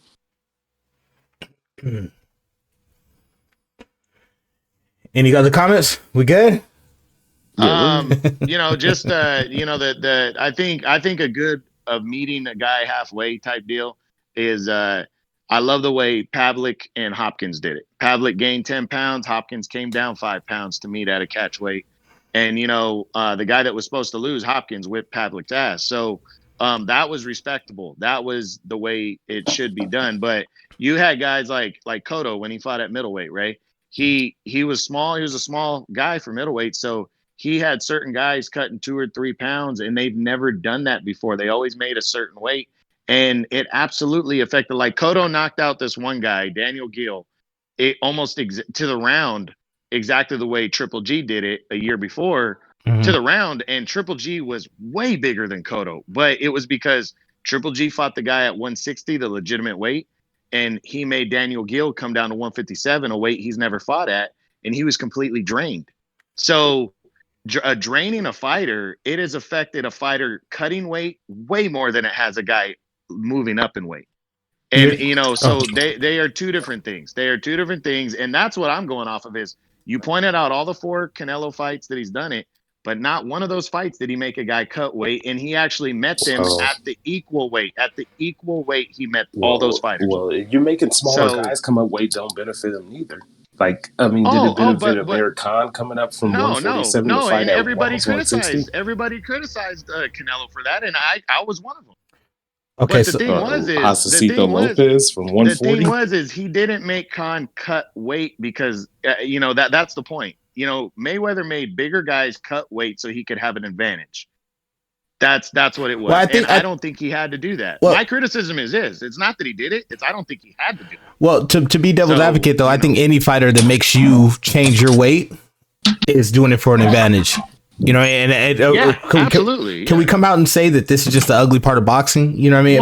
Like Canelo did it with Lara Ray. I'll tell you why. And like I said, I'm not saying any of this is right. I'm saying no, this is not okay either. He did it with Lara Ray because he didn't want to lose his title. Because if they fought at 155, both their titles weren't on the line. Oh, okay. So he didn't want to lose his world title by meeting him at 155 because I couldn't understand why don't you want to meet him at the actual weight. And Canelo fought him at 155 instead of 154 because he didn't want to lose his belt. So the belt wasn't on the line. So I'm gonna try to do Floyd at a disadvantage coming up from 147 to 154 when he fought Oscar.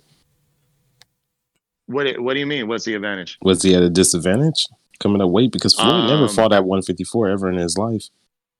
I mean, in terms of him never fighting there, yeah. But I mean, Floyd was a better fighter and he beat him.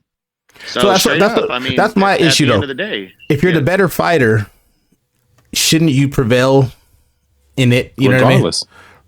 know what I mean? Yeah. You just proved my point, Ray. So why did he was the better fighter across the board against Canelo. I agree with that. You guys agree with that. Why did he have to make Canelo cut weight? I understand what you're saying, true, but it feels like it's an element of boxing that if you have that advantage, it's almost like, well, let me put it like this way. When we point that out, let's point out all the facts. That's all I'm saying. And let's not make the excuse. Oh well, everybody does it, but you're not pointing. Well, that's part of the game, though. That's part of the game.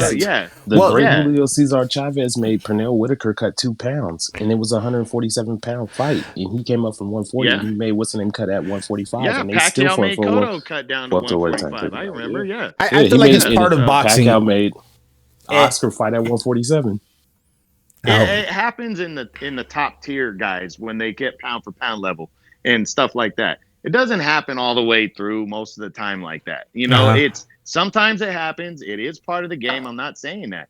I'm just saying every time we talk about one of those fights, because I know those weight issues and I know the advantages or disadvantages they have, I am always looking at that going, hey, it was a great performance, but he did make that guy cut weight because that does matter. And that's the point I'm making. Like Pacquiao. But I go both ways, up and down. Great knockout over Cotto. Great win. But he also made Cotto come down from 147 to 145 for that fight. So I'm like, okay, it was a great win. But for me, you had a slight advantage there. So that a slight advantage could mean everything in boxing. Well, I feel like they earned that advantage. I feel like they earned the advantage. But I look at it. I'm not saying whether they do or not. Obviously, if they're the A side and they can dictate those terms and the guy agrees to it, obviously they earn the advantage. I'm not saying that. I'm just saying, hey, you did have a little bit of an advantage where, because a lot of people want to look at the win, want to look at the win point blank. And I'm always that guy to go, but a little bit of an advantage there. That's all I'm saying. But it go both ways. If you go up weight or you go down weight, to me, it go both ways. I don't agree with that at all. Well, I'm gonna have to do some homework. I'm gonna have to do some homework because that's cool. I kind of agree. I kind of agree. It's a both way thing, but I'd rather look at the numbers and see. I'm gonna try to find some type of stat on guys that cut weight versus guys that put on weight and what their records are looking like and the effects, because there's effects on both sides. There's definitely effects on both sides, but I'm kind of interested in those numbers, man. It's a good conversation to be had though, because they wouldn't do it unless it was an advantage. But I look at it kind of more like if the Golden State Warriors, it's almost like True, you're asking the Golden State Warriors to give up their Game 7 home game because it's an advantage. You know what I mean? It's one of those things like you earn that advantage, so you should take advantage of that advantage. That's how I kind of look at it. But they're not changing.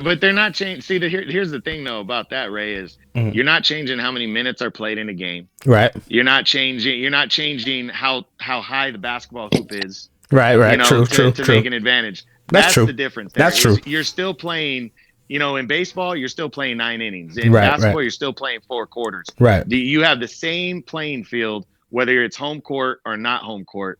Mhm. And you have the same chances of winning because of that. If home field advantage is the thing, okay, well, that's the thing. But how many teams have pulled off upsets playing True. straight up, Very true. on the road, So for me, that's not really the same thing I'm talking about, because what do they always give a good example with basketball? LeBron and the Cavs beating the Warriors in that series. Everybody's always going to make that point, like I'm making. Yeah, but what if Draymond would have been there? Would that still have happened? I mean, people make that argument, but that's basketball. But that's Injuries hypothetical. happen, and people get kicked out. Oh, I know. But hey, is not what I'm saying hypothetical. If you didn't cut those pounds, You didn't gain those pounds, how did it? But that's the same thing with Mikey Garcia. Everything? If Mikey Garcia didn't gain all those pounds, how did we didn't know it didn't affect him against Earl? How did we didn't know that it affected Rigondeaux? It is the same thing. It is, bro. We got to revisit this later, man. You know why, Ray? Because people voluntarily move up in weight all the time. People don't voluntarily. Yeah, they do. When they lose, there's a lot of guys that go down weight. Unless they're dictated. Yeah, they do. In boxing, especially with two different. It happens way with more Junior when you gain and weight. Way more. True, making them. Never mind, dude. It's apples to oranges. Your boy got more. Your boy got more weight losses than Floyd. See, that's what they look at. All right, guys. All right. It's episode 6. It's point blank. 98 count podcast. Good content. Hour and 55 minutes, man. So we gonna have to revisit this later, man. We had a good time. It's all love. We gonna be good. We gonna be good tomorrow morning, man. It's gonna be like we actually gonna revisit this probably later on in the week, man. That's how we are, man. It's good. It's not a bunch of yes guys around each other. I like the disagreements. You know what I mean? So it's all good. You guys go ahead and plug plug your YouTube and your Instagram, whatever you're doing, and then we'll go to YouTube. All right. So Von Blues Boxing, guys. I know I just said it a trillion times. Y'all should know it by now. Von Blues Boxing. So yeah, get at me on YouTube. All right, True. True Boxing, TRU Boxing on YouTube, and then TRU_boxing on Instagram. All right. That's 78 podcast. Don't let these guys fool you, man. They both got each other's Wi-Fi passwords and everything, man. They really cool, man. Yeah, we'll see you guys, man. Thanks for stopping by.